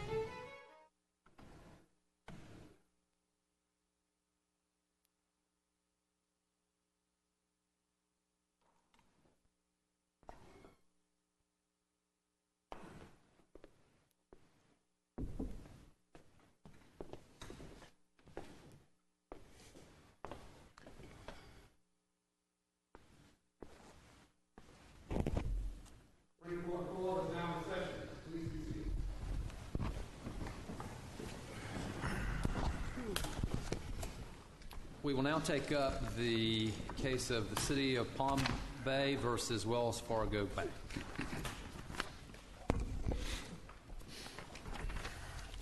Good morning, Your Honors. May it please the Court, I'm Steve Branick of Branick & Humphreys, here representing the City of Palm Bay. We've got in front of us an important case concerning a city's exercise of its home rule powers. The specific question is whether a city like Palm Bay can adopt an ordinance that gives its code enforcement liens super priority. And we think the answer to that question is yes. Is there any distinction? I know the League of Cities asked us to make that distinction between a lien that is for a fine or a penalty, like it was here at the $50 a day mark, and a lien for when the city comes in and actually repairs the property, and so there are repair costs. Did your statute address both types of, is it priority for both types of liens? They stem from the same ordinance in this case? The statute does not distinguish between the two types of liens. Is there any kind of a legal distinction that the League of Cities would have us make as to the super priority for a repair cost lien versus a fine or penalty lien? All right. Our position is that there is no distinction, and that both for the purposes of the preemption analysis and the purposes of the due process analysis, under both circumstances, the ordinance survives both constitutional and statutory scrutiny. So we don't see that difference. I understand that different arguments can be made in the due process context, and the Florida League of Cities has forwarded those arguments. But our position is there is no difference because, number one, there is no preemption, and number two, the bank here contracted with notice of the super priority statute, and in fact incorporated within its own contract that it was going to be subject to ordinances such as that. So we don't see a problem. How broad is this power? Does it cover the entire width of the world with regard to what could go into a code of a municipality or a home rule charter kind of organization? Is it that broad? The basic law, there are two fundamental propositions that we rely on. One is that unless the Florida legislature steps in and says, city, you cannot regulate on this subject matter, the city has exactly the same powers as legislature. As a legislature would. That's the first proposition. Right. And the second proposition is if any matter that the legislature legislates on, the city has the power to legislate on as well. So it is. I mean, it's basically as broad as the world then. I mean, you got some constitutional limitations, but this is huge as to what they could go on. Exactly, with the legislature having the right to step in at any time and to exercise its right to preempt. But it hasn't in this case, and that's our. But you do acknowledge, don't you, that the city cannot adopt an ordinance that is in conflict with a state statute. Right. Now, I guess I guess there are two issues here, and your brief has addressed them, as have everyone's, whether the statute that creates the right to have a code enforcement board. Now, that's a state statute. Yeah. Why, if, I guess you're more of a preliminary question, why, if the municipalities are free to do whatever they want in this area, couldn't they have done that? Why do they need the state authorization for a code enforcement board? Well, because of the Article 1, Section 18 of the Constitution, which says that a city cannot penalize someone except pursuant to law. So that constitutional limitation kicks in. Okay, then there would be a distinction, though, for my scenario or the League of Cities, where it's for repair costs, it's not a fine or a penalty. Would they still need 162 for that? If they go in and they have an ordinance that says that if you won't fix your property in 30 days, we will come in and repair it for you, and there will be a lien, and we will. Yeah. I think there would be a good argument that a repair cost is not a penalty. Okay. But we're definitely talking about fines here. Okay, so that's why 162 is important. Now, there's an argument. Is there an argument to be made that it's sort of what 162 doesn't say, that because it talks about liens, but it doesn't say the lien is to have a priority, that means that statute does not provide authority for a super priority lien? I mean, that's one of the arguments that's being made. That's their argument, and our argument in response is that, first, you have to show a conflict. The statute gives the city a right to a lien, and the city has taken and imposed that lien. The statute then does not go ahead and impose any limitations on the sort of lien that may be granted. There's a whole separate body of law that tells us about lien priorities, and there is no indication here that the legislature, in adopting Chapter 162, has reached out to preempt essentially the separate law that applies to lien priorities. So there's no... in order to show preemption, they have to show that the legislature has affirmatively stepped in and said, city, you may not legislate on lien priority, and there's no such thing. But I understand that's the way you want to frame the issue, but why isn't it more sensible to look at it this way? The legislature has established statutes that under which lien priorities are established. And it's a little complicated because we're a notice state, and but so you've got to look at the date or the time when something's recorded, but also actual notice and circumstances all related to that. So it's complicated. But that all flows out of a statutory scheme that the legislature has. There's a common law backdrop to it, but there's statutory provisions that reflect that. Is that all correct? That's correct. Okay. Well, but what you say is that scheme is there, and under that scheme that the legislature has established, Wells Fargo wins. But the city can come in and say, no, Wells Fargo doesn't win. We win because of our ordinance. I don't understand how that ordinance, which displaces the priority that is established under the statutory scheme, can be viewed as anything other than being in conflict with that statutory scheme. Only if you look at the statutory scheme very narrowly and you focus solely on 695.11, which is the first in line, first in time, first in right statute. But that's only a very small part of lien priority. You look at the rest of it, too. You look at the part about the first section there in that chapter. Right. You look at the other provisions in the statute that give super priority to some other things. You look at all of that. Right. And what you're doing something, the city is attempting to doing something that does not fit within that.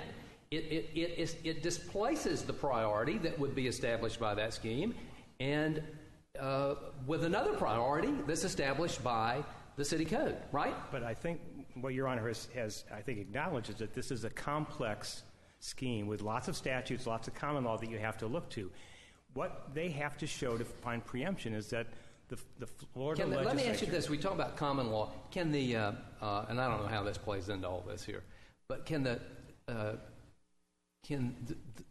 the home rule powers of the municipalities allow them to displace a common law rule? I would think so, yes. I mean, I hadn't really thought about that, but I don't see any reason why not. Let me just make sure. We went from 162 to 695. 162 clearly doesn't, which is, I think it's 162. Right, that's correct. It actually doesn't, as I'm looking at it, it doesn't even talk about a lien being imposed, right? Well, it says that they may impose a lien, but doesn't say anything about the priority of that. Right, okay, that was my first question, right. Is whether by not saying anything about it, did the legislature intend that there not be priority? That's one argument that's being made by the respondent, correct? Right. Exactly. Okay, now the second argument, though, has to do with 695, right. Which is the first in time. It's actually entitled Instruments Deemed to be Recorded from the Date of the Filing, which, seems like it's a default rule, but it's an important one. Right. But there's no question, and this is what I'm sort of struggling with, there's no question that the legislature can come in, as they have for condominium assessments, for all sorts of things, and supersede this without They can even impose any limitations without referencing 695. Do they have to reference that this supersedes 695? They haven't. I mean, there are all sorts of super priority exceptions, and none of them reference 695. They don't reference, go back to... right. Okay, so your point, and this is that the legislature is giving through the Constitution plus the statute gives the municipality the same right to do what the state is doing. Exactly. And so maybe the simple answer to your question and Justice Kennedy's question is that we all know that the legislature can adopt statutes that affect super priority. The code's loaded with them. And the simple proposition that we're pointing out is that the cities have exactly the same power that the legislature does. So the city has the power. But they don't have the power to adopt a priority a super priority that conflicts with the priority that's been established by the legislature. I just don't see how those can be reconciled. If the legislature had a scheme that said first in time, first in right, always, and we reserve to ourselves, the legislature, the right to make exceptions, I think that would be a point well taken. But that's not what the statute says here. Well, you're saying they've got to expressly preempt. There's got to be an express preemption. You can't really have a conflict. No, I'm not saying that. Number one, we all know there's no express preemption because 695 says nothing about express preemption. So the question is there a conflict? And our point is, how can there be a conflict when you have a scheme that is full of exceptions? Well, let me ask you this. When the city filed its lien, how did it file its lien? Did it have to be done in the official records? So on the lien itself, there was a sign, just like here on the final summary judgment. There's going to be an OR book number with a page number, right? And that number is going to be higher than what Wells Fargo lien was. Right. So why isn't then under 695.11 that controls the priority, and to the extent you argue otherwise, there's a conflict? If 695.11 was the end of the analysis, I would agree, but it's only the first step in the analysis. You have to look at 695.11, then you have to look at 695.01, which is the notice statute, then you have to look at the common law relating to when someone has actual or constructive notice, and then you have to look to this whole panoply of exceptions that the Florida legislature has put into the statute. Effect. The lien did not exist until after Wells Fargo lien, right? That's true. So but don't you have to look at this? It just seems to me that when you look at 695, and if you go by strictly what they say in 695 about the recording, okay, and the priority and recording, and you look at what the state did, I guess it's the municipality did here, I don't understand, I guess I'm saying the same thing that you said, how that doesn't conflict with 695. What the municipality did, they actually are saying, no, despite the fact that my recorded number is higher than that of this other lien holder, I'm going to jump in priority. In determining whether there is a conflict, you don't look narrowly at one piece of the puzzle. The Sarasota Alliance case, which Your Honors decided in 2010, said that you have to look at the entire statute and its object and purpose before you determine whether there's a conflict. But the whole statute was passed by the legislature, so we are all clear that the legislature has that authority to, in fact, make exceptions to the broad 11, correct? The legislature has that authority. Okay. And our point is, and it's a very simple one, if the legislature has that authority, then the city has that authority unless the legislature steps in and says no. You're saying if the legislature passes a law that has some exceptions in it, then the home rule power of municipalities allows them to add exceptions. Let me give you a perfect example. That's what you're saying? No. You did say that. I think I heard you say that. All right. That's not what you meant to say. No. Let me give you an example of two different statutes to show you the point I'm trying to make. If we go to the Public Records Act statute, and this was the Tribune Company versus Canella case, which was an instance of field preemption, the statute says public records shall at all times be open for inspection by all persons. And then, of course, the legislature has some exceptions. Now, Your Honors determine that when you have a statute that says for all time and for all purposes, public records are going to be open, that preempts the ability of anyone else to come in and make an exception. So in the state of... Even though that law has exceptions in it. Exactly, because of the important proviso in the beginning of that statute that says public records are open for all times. We don't have that sort of proviso in Chapter 695, and that's the big distinction. It's unequivocal about what it says about the priority and notice.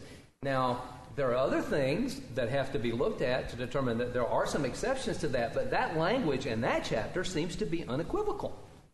All that chapter says, all 695.1.1 says, is that in determining who recorded first, we look at the lower number. That's all it says. It doesn't say a thing about ultimately who under the law has priority. Now we have to go to 695.01, and we have to go to everything else.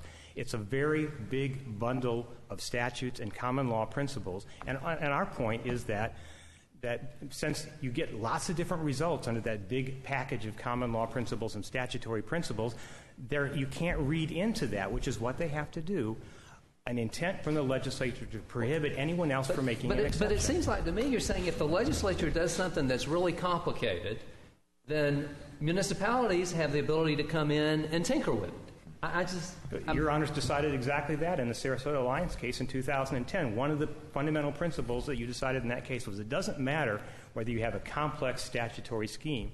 What matters is whether you see an intention by the legislature to step in and stop cities and municipalities and counties from regulating. That's what you have to look at, not the complexity of the scheme, but whether you... Well, that's a question about preemption as opposed to conflict, right? Right. That's the issue there.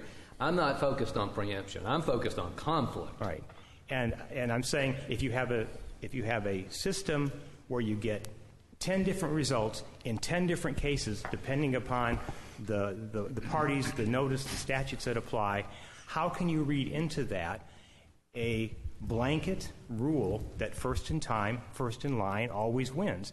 If this had been like the Public Records Act and they had that sort of proviso that says first in time always wins unless the legislature makes an exception, then we would not be arguing that the city has the right to come in and make an exception. Why doesn't the last sentence in that statute do that? An instrument bearing the lower number in the series of numbers shall have priority over any instrument bearing a higher number. Why doesn't that do exactly what you suggest? That tells us who recorded first, but we all know that... It also establishes a priority, right? In some cases, but not all the cases. Not in any of the cases where the legislature has adopted a super priority statute. Not in any case where there's a bona fide purchaser for value without notice. Well, there are exceptions provided by the legislature in other circumstances. None of those exemptions or exceptions exist here for your client. But the point is, if the legislature has the power to make exceptions, then the city has the power to make exceptions, unless the legislature has stepped in and said cities and municipalities don't have the power to make exceptions. Exceptions to the exceptions. What are examples of some of the areas that, like condominium assessments, are something they've legislated? Right. I mean, it's not as if, and again, this is sort of because I do see your point. I don't know if I agree with it, but I see it. The legislature has made plenty of exceptions to give super priority to things that are probably less important than the municipality's ability to enforce its code and have liens for both penalties and costs. And that's so it doesn't conflict with anything the legislature's doing. If anything, the legislature's minimized this first in time by coming up with all these other exceptions. Correct? Exactly. But it seems to me that we get into a real conflict here with whether or not, when you say that the municipality can do the same thing that the legislature, what they're actually doing is overruling to some extent, in my mind, what the legislature has already set out. So I just don't know where this would end up taking us if they make a statute and the municipality can continue to make its own exceptions to that statute. But doesn't the legislature... go ahead, answer your question. I guess the basic point that I'm making is that municipalities have exactly the same power to legislate as the legislature does. And so you have to find either a clear expression of preemption or a clear expression of conflict. And all we're saying here is we all agree that there's no clear expression of preemption, so there has to be a clear expression of conflict. The perfect example of the clear expression of conflict would be the Public Records Act, which says records are open at all times for all purposes. That makes it clear no one can make an exception. The legislature has not, in Chapter 695, stepped in and said that no one can make... Pardon me? The legislature can make an exception, and they do. Yes. And they have. To the Public Records Act. But because of that important proviso in the beginning of that section, other folks, the cities and municipalities, cannot step in and make other exceptions because it conflicts with that proviso. And if we had that sort of language here that said for all intents and purposes, for all times, no exceptions, first in time applies, Mr. Branick, we have used all your... Can I ask one sure, absolutely. It seems to me that in the area of forfeitures, we have both local forfeiture provisions and state. Is that a fair analysis? That's of right. the In the city of Hollywood case, you allowed that to go forward. And so then I'm trying to understand. So then if a municipality, home rule municipality, would say that when real estate is used or involved in connection with drug activity, then that is forfeited, and that forfeiture, if it's recorded, would take priority, could wipe out a mortgage then, if it is so provided in a code. It could. Okay, well, again, if there's no, I'm not completely familiar with the forfeiture statute, so I don't know whether there would be a preemption argument there or not. But we have exhausted all your time. I will nonetheless give you 2.5 minutes for rebuttal. I appreciate that, Your Honor.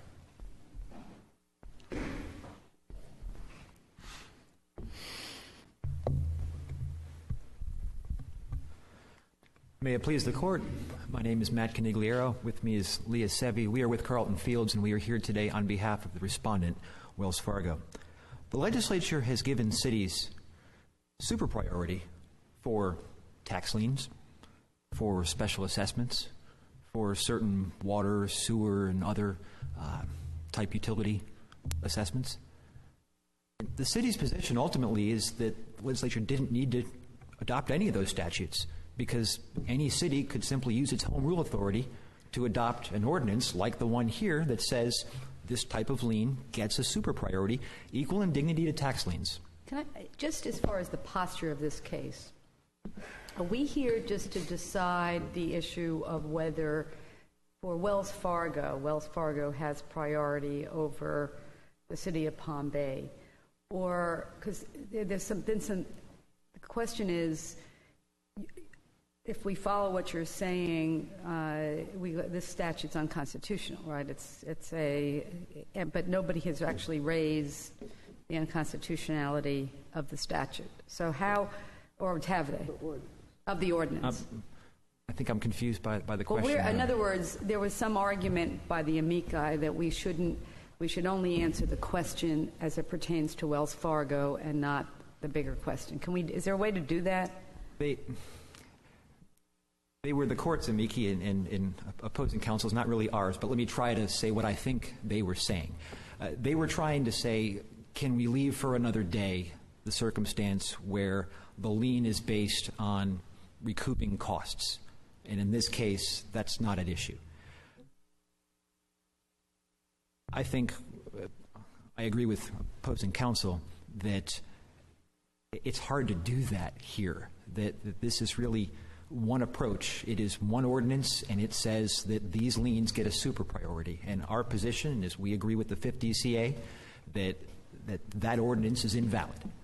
Invalid. Okay, so that's the invalid. I use constitute. I do want to at least suggest that in a different case, there might be different arguments that would be made by the city about where they might be able to argue that there's a different circumstance where you have liens that are based on recouping costs.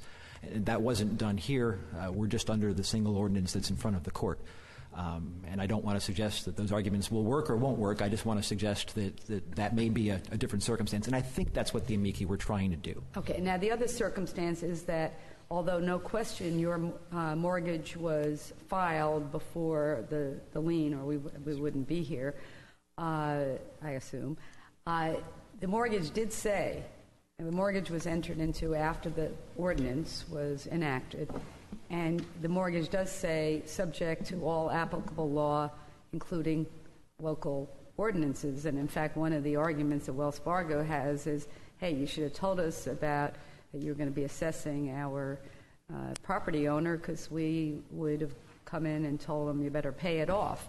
So is there, and again, as far as that we have to look at the facts of the case, the fact that you could have agreed with the city to let their lien have priority, but the fact that your mortgage says it's subject to all applicable law, which includes the code enforcement lien ordinance, what is the argument as to that contractually you have agreed to the priority? I think our contract in this case gets us to the same place the common law would in the absence of that provision. The contract here, it does reference applicable law, but that's a defined term. And the definition of that term reads that applicable law means all controlling law. And our position is simply that if an ordinance is invalid, it's not controlling law. That we, in this contract, which is very similar to countless other contracts, the parties weren't adopting invalid laws if they're in fact invalid or if they're in law invalid. So that's your argument. Now, on this issue of whether, do you agree there is no express preemption in this area? Or do you, or I don't want to, do you agree or disagree with that? We disagree in several respects, but let me try to quickly paint the larger picture. We presented 4 different arguments to the 5th DCA. It ruled on one and didn't proceed to reach the other 3. The first is that there is a conflict with 695.11 because the last sentence of 695.11 states an instrument bearing the lower number in the then current series of numbers shall have priority over any instrument bearing a higher number. That language has been held to mean that that is a priority of interests. It's not only in this case, but in prior cases. And that is a conflict that cannot be reconciled. The state statute wins. Well, here is, but the problem with that, because looking at this, yes, but it does say instruments deemed to be recorded from time of filing, which seems like it's, again, more of a, possibly a mechanical recording statute, is that then the legislature, as you said, has gone on in numerous examples, numerous statutes, to say, but this has priority, and that has the priority, and the condos have, assessments have priority. And so each of those statutes would be in conflict with this statute if it wasn't that this just sort of set a default subject to everything else. Now, it would be so easy if they said subject to any exceptions that are created by legislative acts, and so that you have that as a reference. But if we were here on a statutory construction between this statute and another statute that created a super priority, we'd be in another, you'd say, well, there's a conflict because this is an absolute statement, but it can't be an absolute statement. Well, it's not an absolute statement, Your Honor. If we were here in that situation, I think my response would be you would apply the statutory construction principle that the specific governs over the general. And what you have here, by the 5th DCA's opinion and by other opinions that have said the same, is a general principle taken from the common law. The common law rule was first in time, first in right. And that's what the last sentence of 695.11 does. It creates that general default rule. And the legislature is perfectly empowered to create exceptions as it wishes. Now, why, and with that, Mr. Branick's argument is that then why isn't the municipality also, since they have the authority to create the lien, empowered to give it priority? And I will use this answer to try to address 695 and 162 as well. The simple first answer is when the legislature sets a general rule in statute, it is the legislature's prerogative to create exceptions, but it is not a municipality's prerogative through its home rule powers to create exceptions, unless there's some authorization to do that. And here there's not. But I guess the question is why? That's what he's saying. What's the policy reason? In other words, it's not what I said earlier is they've created all these exceptions. It's not like they very carefully go only tax liens will have exceptions. I mean, I don't know if there are, I'm not saying that condo assessments aren't important, but, again, we're talking about priority over a mortgage, which seems like that should be the first, but they have a lot of others that get priority. So how is it that the legislature's intended that if they're going to be creating numerous exceptions, that the municipality, for its own for the safety, health, and welfare of their community, because that's directly related to code enforcement, can't give that lien priority? I mean, it's a very important thing for the residents of the city to make sure their properties there are maintained in a safe and healthy way. So that's a good. So why wouldn't that be something the legislature would have said didn't need to say is fine because it's within their authority? As I hope comes across from our brief and from the Land Title Association's amicus brief, property in Florida is extremely important, and how real property is handled across the state on a statewide basis is extremely important. I think one of the premises of the Land Title Association's amicus brief was just to encourage the court to be careful and not say anything that would make it sound like Florida is no longer a notice state, because we are a notice state, and of course we agree we're a notice state. But that's the significance and the importance of what's going on here on a state level. And when the legislature decides it's going to adopt a statute that creates this general rule, and if you look at the exceptions, they're very precise, they're very particular. And I could go into some of the details about the merits of each one. Okay, so you're saying because land is so important. I guess my question is, we've got how many of these liens priority statutes in the state? A lot of municipalities have enacted them. No one's given us a number, but we're assured it's a lot. A lot. Nobody's they haven't been challenged until now, or maybe they haven't been challenged. The legislature, who is there to see all of this, I mean, it seems that where you're saying something's very important, yet this statute's been on the books since 1997. Ordinance. Yes, and it has, but things have changed. And I'll suggest too, and this is sort of staying in the policy area, not so much the strict law of what governs this, but two things have changed. One, the equity that was common in folks' homes isn't as common right now. And so who has priority has become much, much more significant in many cases, whereas maybe it wasn't as important before. Second, municipalities are looking to find ways to generate revenue. And so fines and penalties, I mean, we're here over grass and a fence, and it resulted in $30,000 in penalties. That's what's going on right now across the state, that the cities are looking for ways to generate income. So these things are now... On the home of a man who's overseas serving in the military. Away in the military, Your Honor, yes. And...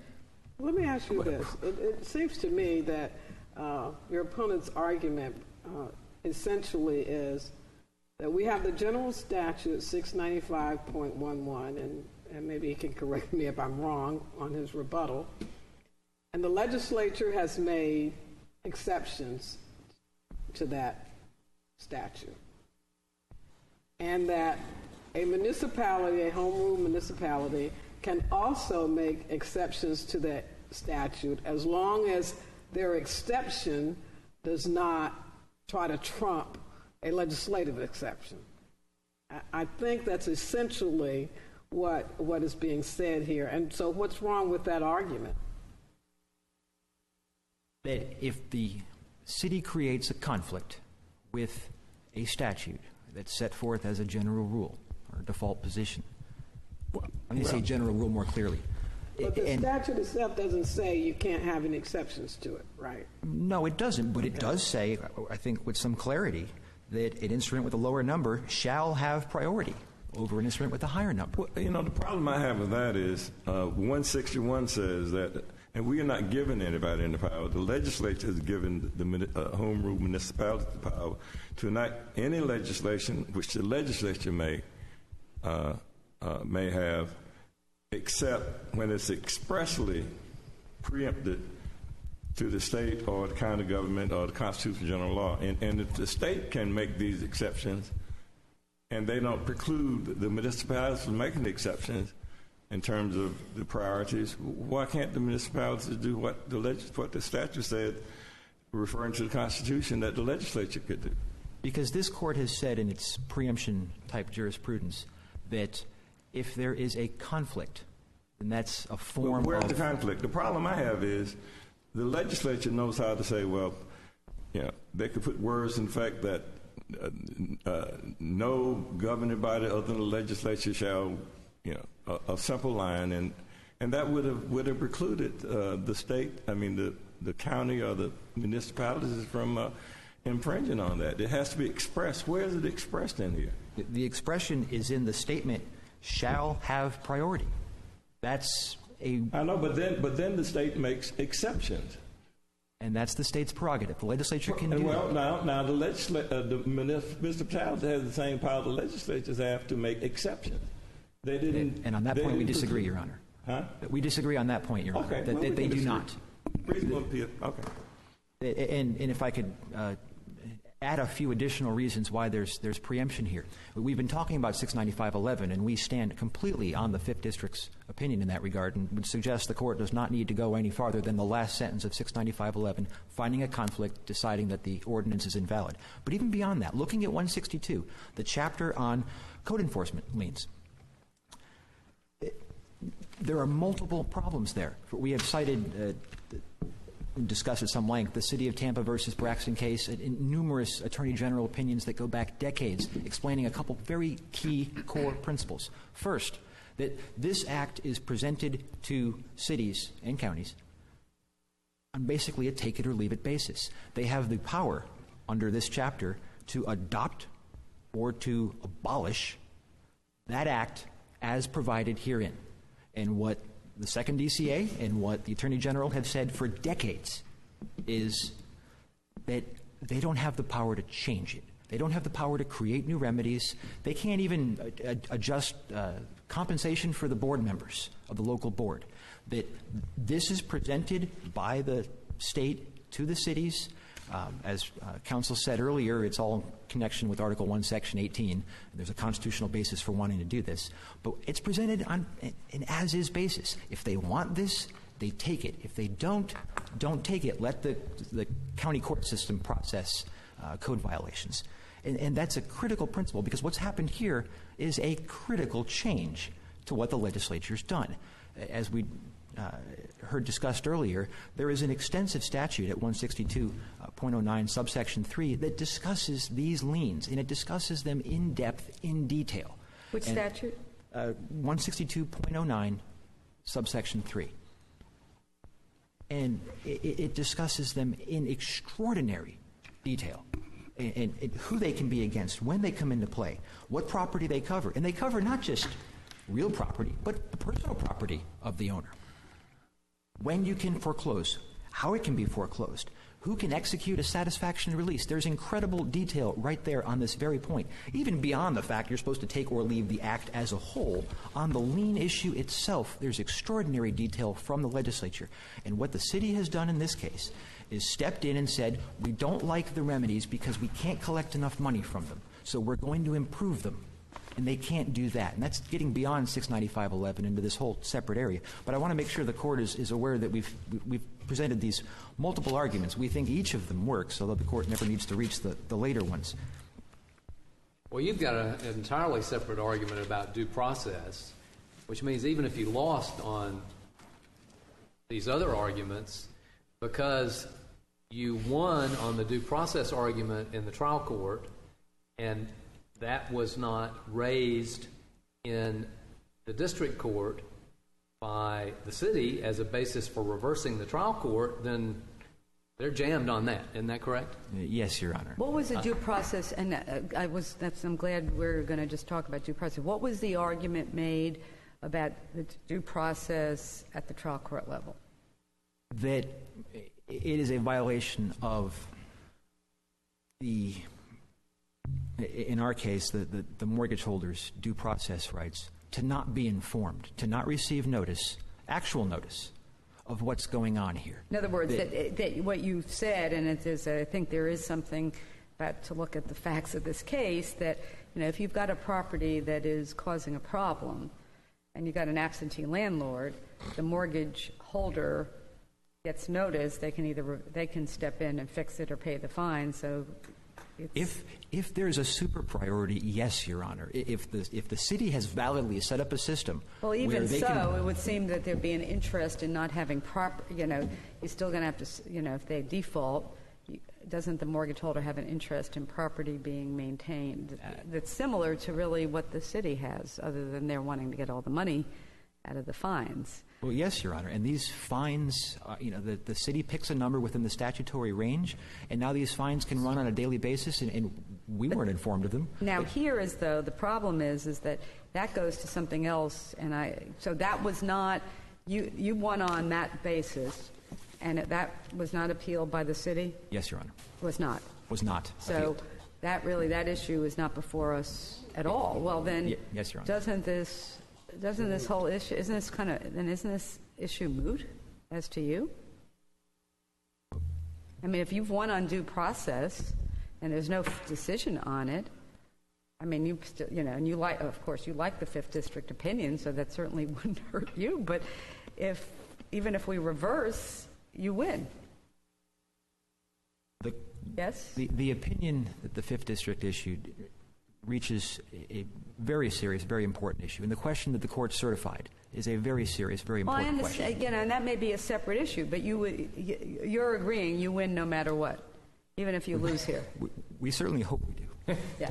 I mean, well, but the question, and I think the policy of whether a mortgage holder should get notice is good, but if you've just gone through this sweeping statute that sets it out, that doesn't require that the city give notice of the fines to the mortgage holder, does it? Because the statute doesn't have a super priority provision in it that would displace folks like us who otherwise would have priority, and that's the key problem. So that's the only reason you'd care? You don't care if your property goes into disrepair? You just care if you don't get your mortgage back? Well, I don't want to suggest that, Your Honor. Okay. You've exhausted your time, but I'll give you another minute. Well, I'm going to give an opposing counsel. I appreciate that, Your Honor. 2.5 minutes. Just to sum up, the 5th District correctly read 695.11 as being what counsel acknowledged here today, what other courts have held over the years, that it contains, that last sentence is a substantive provision affecting priority.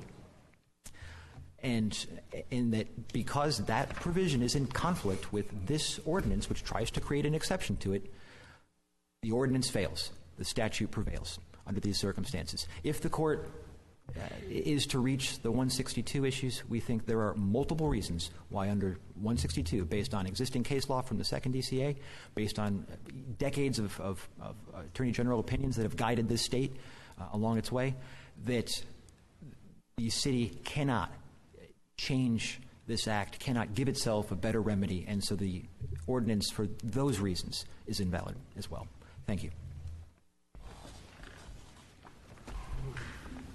Can you address this due process issue? It sounds like the city, even if they win, they lose. Is that correct? You didn't appeal the due process finding of the trial court or raise it in the 5th District? The due process argument was argued in the 5th District. It was not raised in the initial brief, but when the bank raised due process as another reason for affirmance, then we opposed that in the reply brief. So it was argued in the 5th District. It's been argued here, but we join with counsel in suggesting that no matter what happens to the due process issue, we think that the certified question needs to be answered. Well, let me make sure I understand. The bank raised it because they said, well, regardless of this other issue that the city's raised, we still win. The trial court has decided on this other ground as well. Right. Then you think somehow that preserves the issue for our review? Well, they didn't stop there. They didn't stop with a procedural argument. They went ahead then and made an argument on the merits of the due process argument, and we responded on the merits of the due process argument. So it was briefed and argued in front of the 5th District. But you didn't raise it. Argued here. You did not raise it in your initial brief. Not raised in the initial brief. The argument and I don't know, I think it seems to be almost a better argument is the pervasiveness of 162, and especially the section that sets up the lien. It would seem to me that that would be the place that if the legislature wanted to give you the municipalities the authority to provide the lien super priority, they would have done it right there. But that's precisely the point, Your Honor. We don't need to have the legislature's authority for that. Well, do you not agree, though, that the whole with what Mr. Canigliari is saying, that the whole code enforcement scheme is not something that the municipality can pick, that they've got to accept it? They can't go to other remedies? No, we completely disagree with that. The cities may regulate code enforcement liens so long as they don't do it in a way that conflicts with Chapter 162. The super priority lien does not conflict with Chapter 162 because Chapter 162 says nothing about the priority of the lien. All it says is that the city may impose a lien. Was the lien required to be filed under 695.11? Was it required to be filed? Yes. I mean, it's required to be filed under the code enforcement statute in order to gain any priority. Was it an instrument that's required to be recorded under 695.11? In order to receive priority under Chapter 162, yes, it has to be filed in 695. So it was under the first part of 695.11, it would be considered an instrument required to be recorded. Yes. But that doesn't resolve the question about whether there's a conflict because 695.11 is just one small piece of the puzzle. The point is we have to go back to the Constitution. The Constitution says that the city may exercise any power except as provided by law, which means that as we sit here today, what we have to look for is an intent by the legislature to step in and state in its statutory scheme that the city does not have this power. Well, your opposition says that the state has stepped in and has given 162 as the framework, and that cities, municipalities are not allowed to pick and choose the parts that either you use that or you don't have that right. That's the bank's argument, but there's not a single case that says this. Well, is there a case that says the contrary? There are the only cases under 162 where the city has been limited in its powers are cases where the city has legislated in a manner that was completely inconsistent with the provisions of 162. So the answer to 162 really has not been litigated. This is going to be the first case. It has not been. Okay. And the paradigm that we have to use in order to determine this is whether there is, in fact, a conflict and whether the legislature has stepped in and said, you may not regulate in this area. That's missing, and that's the fundamental point upon which we rely. We thank you for your argument. We thank opposing counsel for his argument. We will now move to the next case. The final case on the docket today is Earth Trades, Inc. versus T&G Corporation.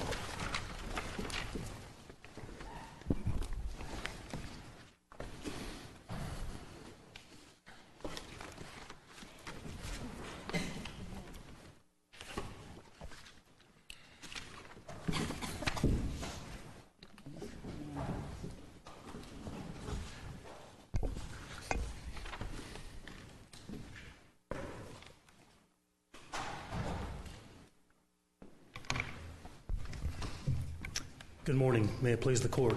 My name is John Shahady. I represent the petitioners Earth Trades and For Sealord Surety. And Your Honors, the issue before you today is a conflict that was created by the decision of the 5th District Court of Appeals in Earth Trades versus For Sealord, in which both the trial court and the appellate court found that as a result of the amendment to Florida Statute 49.128, a subcontractor and its surety were precluded from raising any defenses, including the defense of in peri delicto, solely as a result of being unlicensed. And it's the petitioner's position that is incorrect. Starting with the basis of Florida Statute 49.128, this was originally enacted as a consumer protection statute that protected a class of consumers against the shoddy workmanship of unlicensed contractors. And the cases that interpreted that originally, Castro versus Sangles, and numerous cases, determined that if the homeowner determined that, if the contractor was unlicensed, then it cannot enforce its claim against the homeowner. Now, in 2003, well, there were many amendments to the statute, but the amendment we're dealing with today is the amendment that occurred in 2003. And the impetus for that amendment was two decisions. One decision by the federal court in John B. Goodman Limited Partnership versus THF Construction, and the second was Caverner Construction versus American Safety Casualty. Both those cases held that unlicensure of one subcontractor invalidated an entire prime contract, meaning if there was a contract that incorporated the prime contract, not only was the subcontract invalid, the entire prime contract was invalid. And the order in the John Goodman case was an order denying a motion to compel arbitration, but what the court said was, and the arbitration was in the prime contract, what the court said was, because of the unlicensure of the subcontractor, the entire prime contract was invalidated, therefore arbitration was moot. The Caverner case dealt with a surety issue in which there was an unlicensed subcontractor, and the court in Caverner held that the entire subcontract, prime contract, and the bonds were invalidated solely as a result of the unlicensed contractor. As a result of that, the legislature addressed that very issue and changed 49.128 and changed it on two ways. One, to hold that only the unlicensed contractor could not enforce the contract. Secondly, a surety could not oppose its liability under a bond solely because its principal was unlicensed. And that's the essence of the amendment. The amendment did not go one step further and say, however, the unlicensed contractor, and especially its surety, had no further defenses, including the defense of in peri delicto, which is a common law defense. Where are we if we disagree with your peri delicto position? Where would that leave us? Well, the unlicensed contractor would not be able to oppose by any means a contract that it entered into. And it could, if this court allows that and affirms a decision, it could allow general contractors to hire unlicensed contractors knowing they're unlicensed. A situation where I'm going to explain the worst possible potential would be the unlicensed contractor could be a situation such as this where the license is pending. There's a confusion about whether there has to be a license. The license is pending. The contractor that goes to the question of licensure. What I'm talking about is the defense of peri delicto. The person contracting with the contractor, you knew that this was pending or whatever. So that's what I'm asking about, that if we say this took out that defense in this context, where are we? Well, the unlicensed contractor would not be able to enforce or defend its claims. And then the surety falls into the same steps with that. Well, I don't believe the surety does. The surety has separate defenses, and the surety should be able to, under the common law, defend its claims based on fraud, which is simply the same thing as an in peri delicto argument. The surety has separate defenses, and the surety should not be in the same position as the unlicensed contractor. Even if the surety knows that the contractor defaulting is not unlicensed. That's different. If the surety knows. Well, it should be required surety should know. Well, the surety doesn't represent to the contractor that it knows about the unlicensure. That's not a representation the surety makes. I understand that you're saying a surety should know, but in cases where a surety doesn't know. When you underwrite bonding, it's not that they go in and say, oh, well, we don't know anything. There's underwriting that goes into this bonding requirement. And so, I mean, I'm missing the point here that this, in the suretyship field, somehow these people are just hear no evil, see no evil, that kind of, I'm blind and dumb to this. So I'm really not worried about that. I'm trying to understand the legal consequences and where it will take us. Well, it will take where neither the unlicensed contractor or the surety will have any defenses. In this case, including the defenses set off, modification of contract, where the unlicensed contractor was owed $180,000, they'd be left with absolutely nothing. And the fact that statute, you'd have to agree that if a contractor comes out and contracts with you, is not licensed, and you may owe them $180,000, but this statute would preclude the contractor from recovering from you. Well, Your Honor... Is that correct? I mean, that's what the statute does. Respectfully, I don't believe so, because it does not state that the in peri delicto defense does not apply. Without that, I agree with you, yes. Okay, that's what it would be. Other than trying to collect on the contract, which the statute prohibits, could there be a claim by the subcontractor for unjust enrichment? The case law does not allow that. And the statute says in law and equity. So there's no...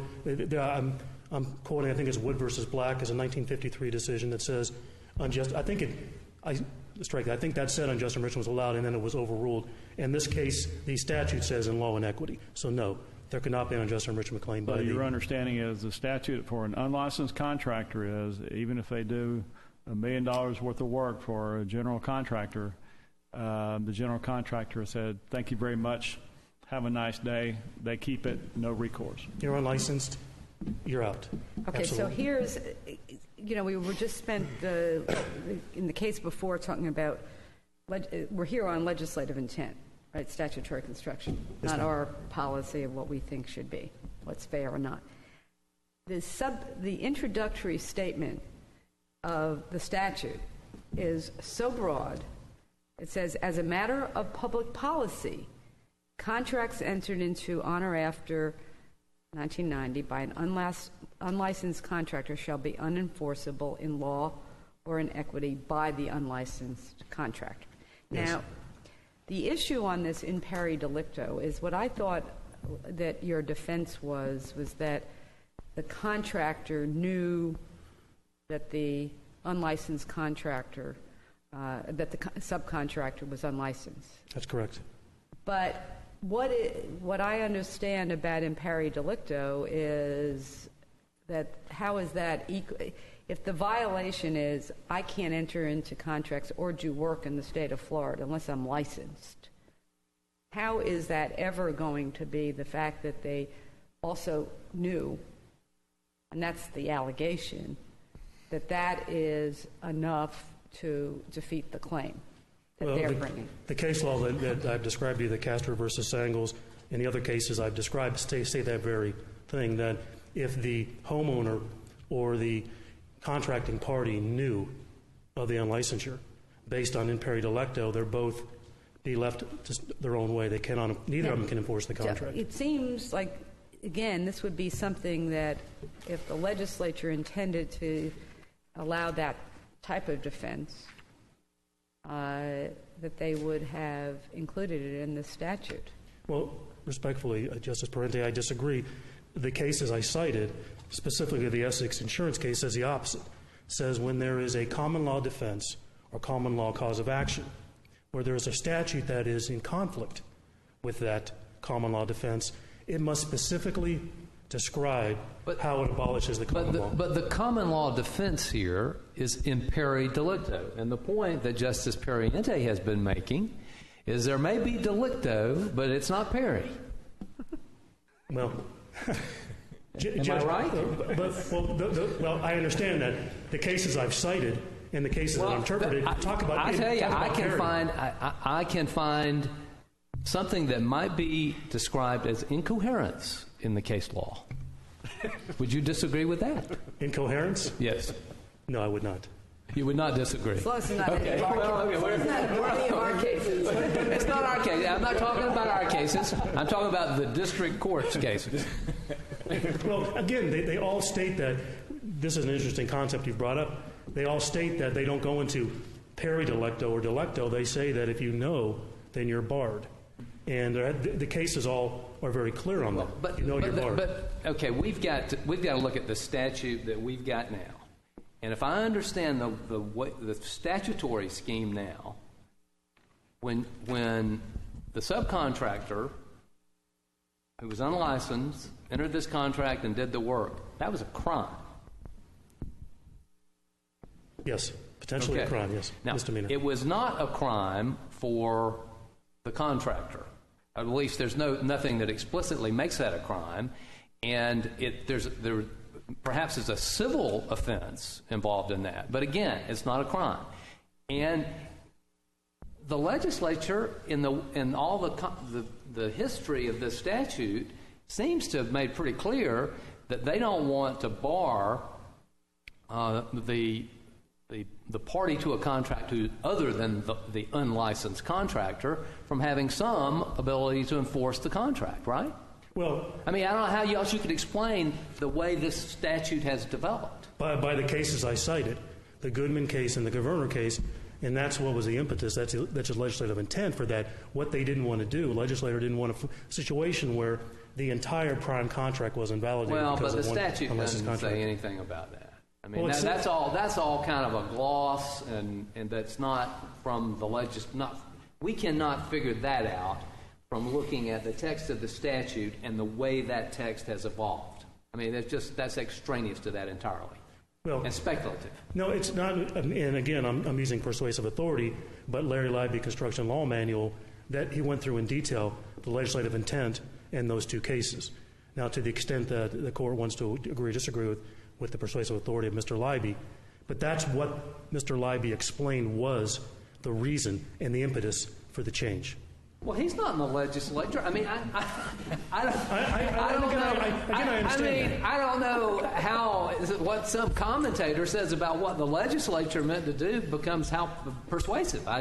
That escapes me. Okay, and he might be right. Okay, well, again, I looked through all the legislative history and wasn't able to discern anything more than what Mr. Libby said. But again, we're talking about the fact that in peri delicto has not been specifically abolished by the statute. But there seems, again, in that argument about where the legislature has rated, knowing you're using an unlicensed contractor, which we don't want to have people do, and that subjects you to a fine, or being unlicensed and doing work, which subjects you to criminal penalties. Potential criminal penalties, jail, yes. I mean, potentially. As a matter of law, without more, how can that be equal to defeat the claim? Well, I would just assert that every case I've cited states that it is equal to defeat the claim. So the case law that has been interpreted. That's none of our cases. None of your cases, that's correct. And it doesn't really, does it go along with what in peri, because that's different than unclean hands, from equity, right? Unclean hands means... Is an equal defense, yes. Okay. We're not talking about unclean, we're talking about it being equal. So here, if the contractor had said, listen, I know you don't have your license, but I can do I'll pay you half of what your rate is, because I need to get this done. And the guy saying, no, I can't do it. And said, no, I'll, whatever, I'll pay you double or whatever it's going to be. Now we're getting into encouraging somebody to commit a crime but that's not these facts. Well, the facts are that the general contractor... would you agree that would be that's... Well, that's Castro v. Sangles. That's the Castro v. Sangles case, third DCA case in 1994. But in this case, the affidavit, and it's been objected to, saying it's not true, but the affidavit is that the general contractor not only knew, but he submitted recommendations to the professional board for licensing for the subcontractor and knew the subcontractor was unlicensed. Well, I know, but we're going back to knowing he's unlicensed subjects him to the fine. I'm saying... I understand, and I understand what you're saying, and the law that I've cited doesn't make that distinction. I'm concerned about the owner, because I think that when you start looking at it, the same legal principles will apply to both owners, general contractors and subs, but also to owners. And this, to me, just because an owner may be aware of that, they're in no position to protect themselves. A contractor may be, but the statute does not draw that distinction. Could have very easily said, except general contractors, if that's what they had wanted to do. But this could have, enormous impact on homeowners following a hurricane, for example. This is the kind of thing that comes out of these kinds of things. And that came out of Hurricane Andrew, for example. Exactly, and that's the reason. I understand. I lived through this is more of and I understand in the consumer context, and that's my next point. My next point is that this really shouldn't apply 49.128 in the general contractor subcontractor arena. But it doesn't say it. I understand that, but the cases I've cited, the two cases I've cited, state for that policy. And let me explain to you why the petitioner urges that this court consider that. The Poland Kent case and the MGM construction case. This is not a situation where a homeowner is not qualified to perform professional services and requests professional services from a professional. These are two professionals that are dealing at arm's length with each other. In this case, the contractor knew the subcontractor from working at a prior job. He recommended this subcontractor to this new job. The licensing was not an issue. He relied on the subcontractor's experience and also made a recommendation to him. This is not a situation where there's a homeowner that's relying on the license. He also relied on him not putting the fill in with garbage in it, too, didn't he? Well, there's a question about that. There's a question about but there have been factual determinations made about that. Yes. By the trial court. There are. And the subcontractor's position is that it paid in excess of $300,000 to put crushed lime rock in that was beyond the scope of the contract. But the point is, at arm's length transactions, there's numerous cases around the country that state that a licensing statute should not apply in a general contractor-subcontractor relationship. And we urge this court to consider that. That shouldn't apply. Owner is one thing, but general contractor-subcontractor is totally different, where these parties know their abilities, know their reputation, and enter into contracts. And there's two issues. Counsel, you're now down to a total of 2.5 minutes, so you've exhausted half your rebuttal time. If you want to keep going, you may. But very simply, even if this court determines that the unlicensed contractor has no defenses, the surety has separate defenses, including lack of notice and other defenses that are personal to the surety. To allow this statute to somehow obviate the surety's defenses would be unconstitutional, as it would not allow the surety access to the courts. I'm missing that argument, because as I understand surety law is that you carry with you both the benefits and the detriments of whomever you are subject to protecting. Understood. But there are separate defenses. For example, notice under the bond. If there's no notice under the bond, it does not matter if the contractor is unlicensed or not. Well, that's not an issue here, though, is it? I mean, the ruling by the Fifth District Court of Appeal would encompass that and say there's no defenses. Well, but that's not an issue in this case. It's not an issue in this case, but it would encompass this ruling. The only thing that really is at issue in this case is the imperi delicto defense, correct? The imperi delicto defense and the inability to prove any of its contractual damages. Defend contractual damages, leaving a default against a surety. Well, I mean, I got to assume that if somebody didn't pay the premium on the bond, are you suggesting that somehow is encompassed within the ruling here, that a surety could never deny obligations for any reason?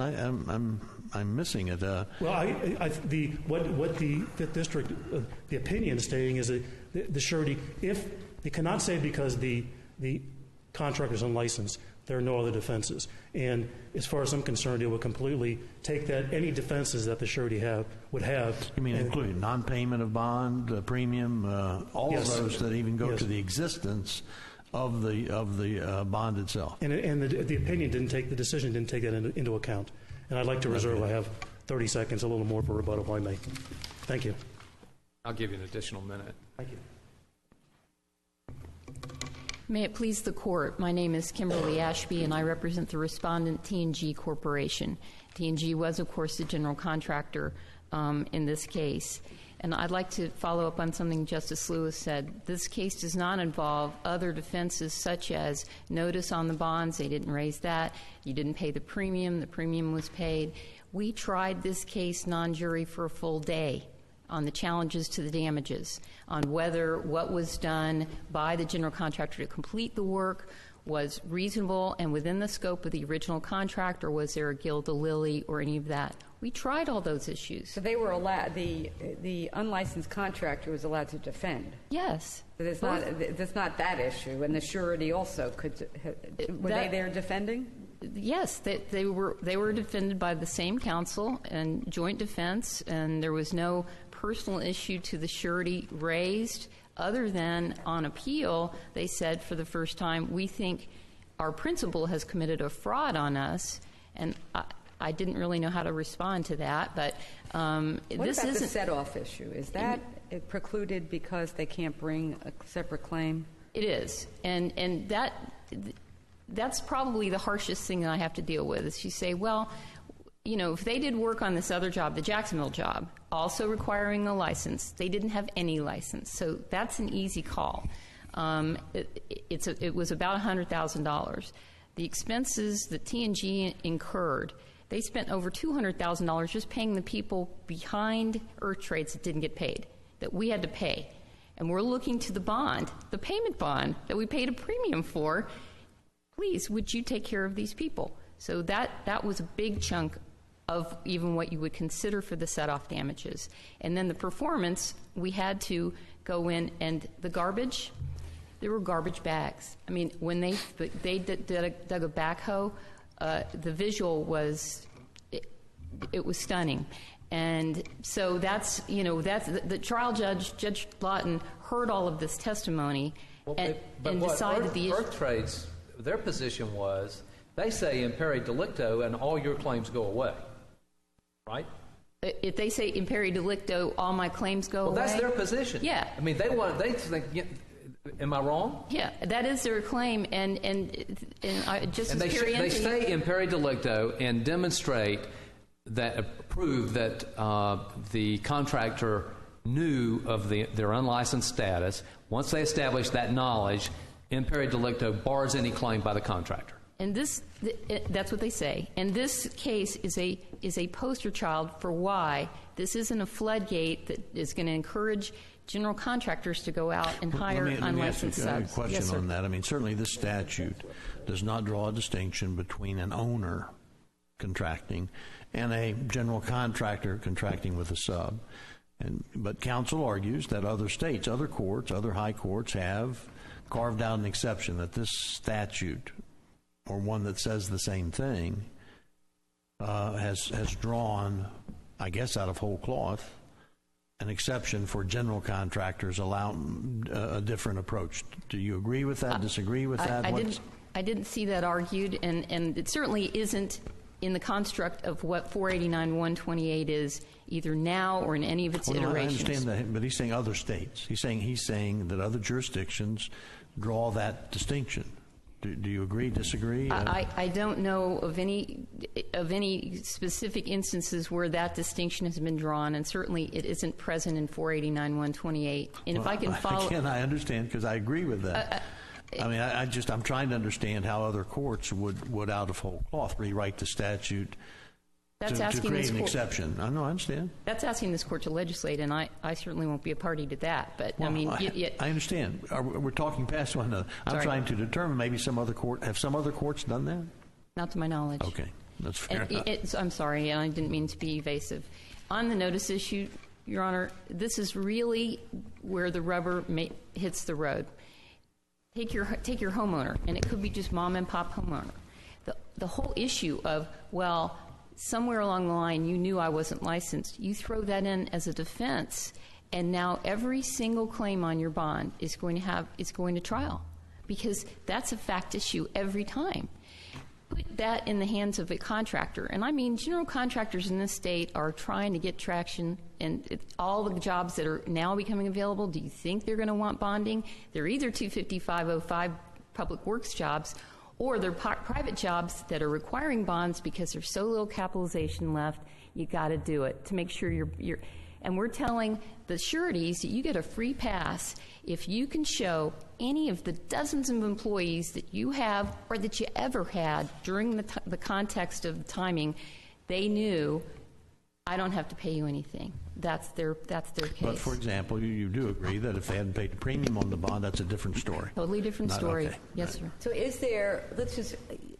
Your argument. I just want to make sure I understand this. First of all, did Earth Trades, were they the ones that filed the suit initially? Yes. Okay, so nobody's arguing that case should not be dismissed. I don't think that's being argued here. Right. Okay, so now we've got the lawsuit, the counterclaim is filed. And are you saying that imperi delicto could never be a defense, but just that knowledge alone is not in pari delicto? A, knowledge alone is not in pari delicto. B, using the licensure as a defense, that's the big umbrella. And whether I knew it or I should have known it, those are subsets of the big umbrella. Okay, so you could you envision a situation, which we don't have here, where it would be equal or worse? You know, the contractor creates the subcontractor, it's the shell of the... I mean, I don't know all the possible things that could happen, but I'm sure, again, I think of Hurricane Andrew, lots of things. So we're not barring it once and for all. We simply would be saying, no, knowledge of the lack of licensure is not that cannot be brought to defeat a claim. At this point, yes. Okay, now the other question, I just want to make, because we were talking about set-off. They had a chance to, as to any damages that they incurred in this job, that is your client, they had an opportunity to say, no, they weren't reasonable. So again, we're not talking due process that you just can't be heard, you're defaulted out. Right. Right. If the, and if they said you, but if they were owed money from the job, and whatever the damages were, you know, we had this much damages, but there was some part of the job that had been done fine, they don't get a right to recover on that job at all. They don't get a right to recover on the contract, which requires a license, and they didn't have one. Okay, and again, I think you might have answered, but so there's not even a set-off, an unjust enrichment kind of set-off under the, where it's, because it's equity as well, you don't get it. You are, that's, the penalty is huge, which is you're subject to misdemeanor. Right. And you could have done $1 million worth of work. You are not going to get that money. That's right. Because the state's policy is so overriding in preventing contractors, subcontractors, or contractors from not being licensed. That's right. And what if both the general and sub were unlicensed?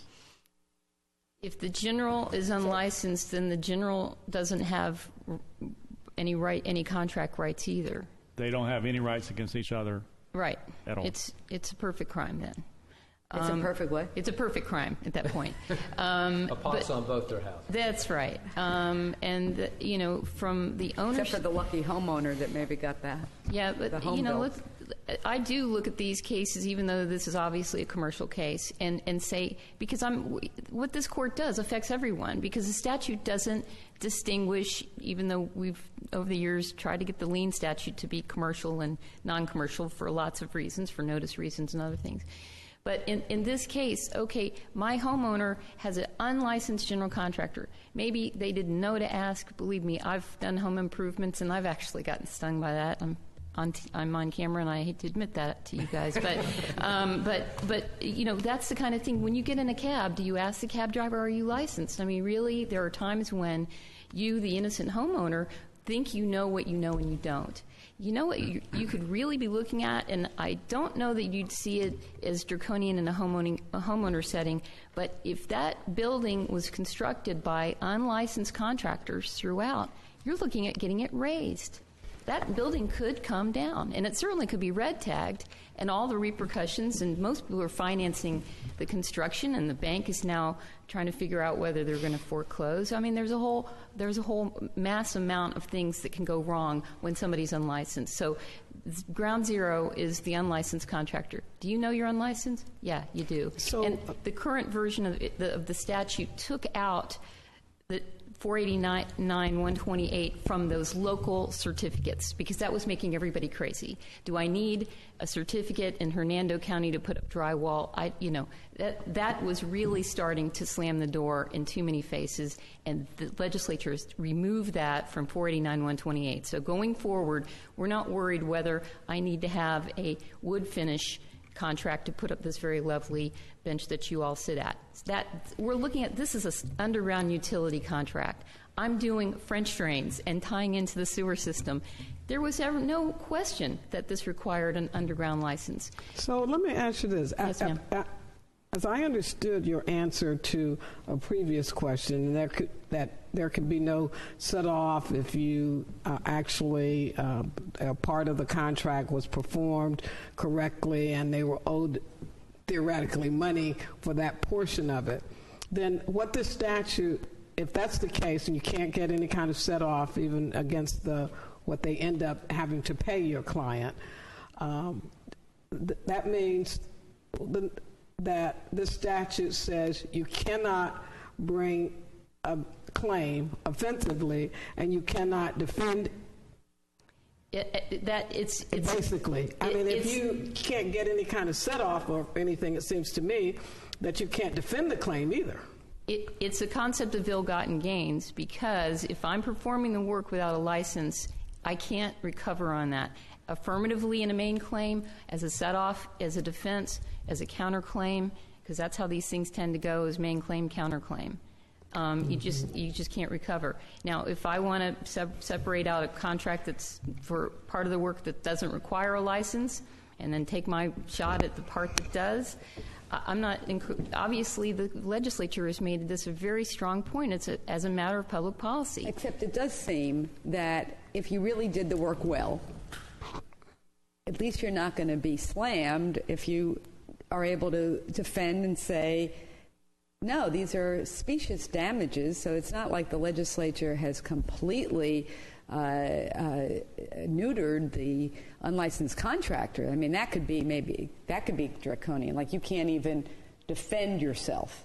Two things come to mind, Your Honor. Correct, but that, again, we've already established right. They had the full right to defend the affirmative relief being sought by your client by saying, no, these were unnecessary expenses. They weren't occasioned by our work. Our work was excellent, even though we were unlicensed. Correct? Yes. The two things that come to mind. One, if I had the Department of Business and Professional Regulation or the CILB with me today, they would be jumping up and down, because their whole existence is to regulate, put everybody through the same process and make sure there is a standard by which you have to meet, because these are buildings that we live in. This is a life safety issue, nothing else. I'll pick on the Florida bar. Unlicensed practice of law. This court sees quite a lot of that. I mean, you could say, well, you won the case, you should get paid. No, you shouldn't. If you don't have a license to practice law, and you're supposed to, you shouldn't get paid a nickel. And actually, I think this court supports you should be subject to disgorgement for what you've already collected, because you did something you weren't supposed to do. And these licenses are really important. This isn't... I was making fun of maybe a wood finish certificate or whatever, and like I said, going forward, I think we're not going to see those kinds of cases where, boy, that really gives you heartburn over somebody losing money. And that's what the Caverner case was about. They couldn't figure out what the local license requirements were. They never did. If they got the license, I think they said in this case he had applied for the license. Yes. Thank you for raising that, Your Honor. What he applied for was a CGC. Was a what? A CGC is a Certified General Contractor's License. That's what we have. He didn't apply for an underground utilities license. He never did. Never did. But what would happen if he had applied for the appropriate license, right, and the license was at some point issued after some of the work was done? You know what the reality is? We probably never would have known, because when he left the job, he hadn't had to pull any of the permits for the underground work, because he was still working on the site and trash and water and everything. So we never got to the point where he was actually required to go down and put his license number in. That's why, and I was about to ask that. That's what I didn't understand. Now I get this, is that to get, the local municipality requires, license if you put up a wall. Yeah. And we're talking the city of Hialeah, and I promise you I have no more respect for any of it. They will not put you out there. But here it was just that they never got to the point of the work where they would have had to pull the license. Same thing happened in the Jacksonville job. And that's why T&G never knew. They never knew. That's why we didn't raise it at the outset of the lawsuit. When they found out, Do you think we would have raised licensure if I was going to subject my license holder to an aiding and abetting if we thought we knew somewhere? Hopefully I've addressed the questions that the court has today. I really appreciate the opportunity to appear for you.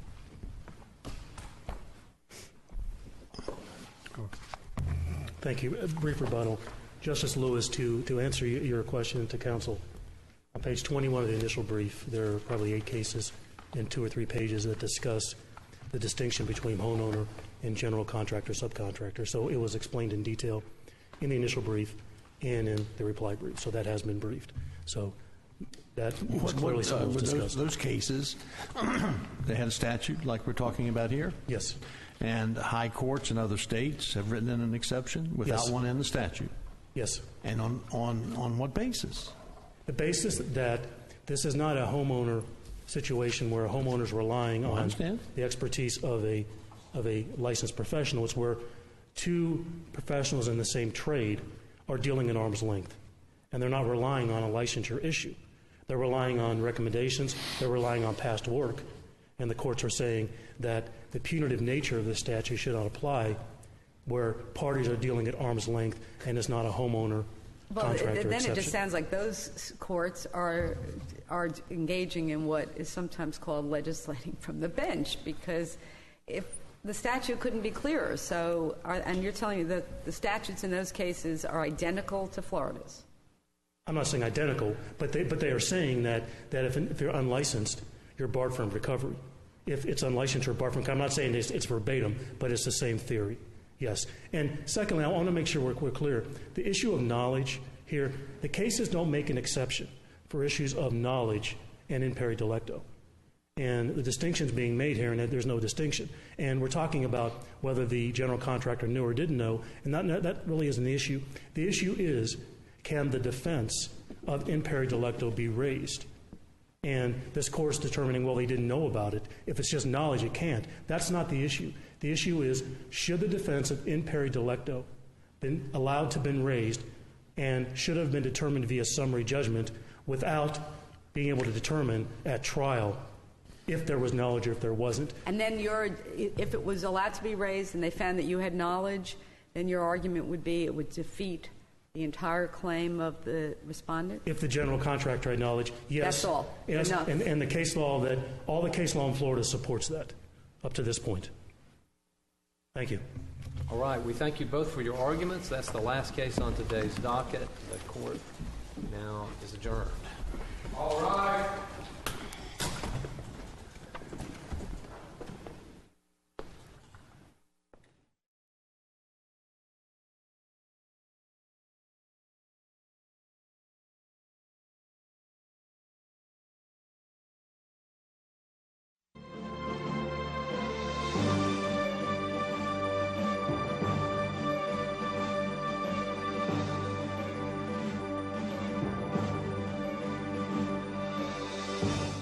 You're watching the Florida Channel, a public service of the Florida Legislature, WFSU-TV, and Florida State University.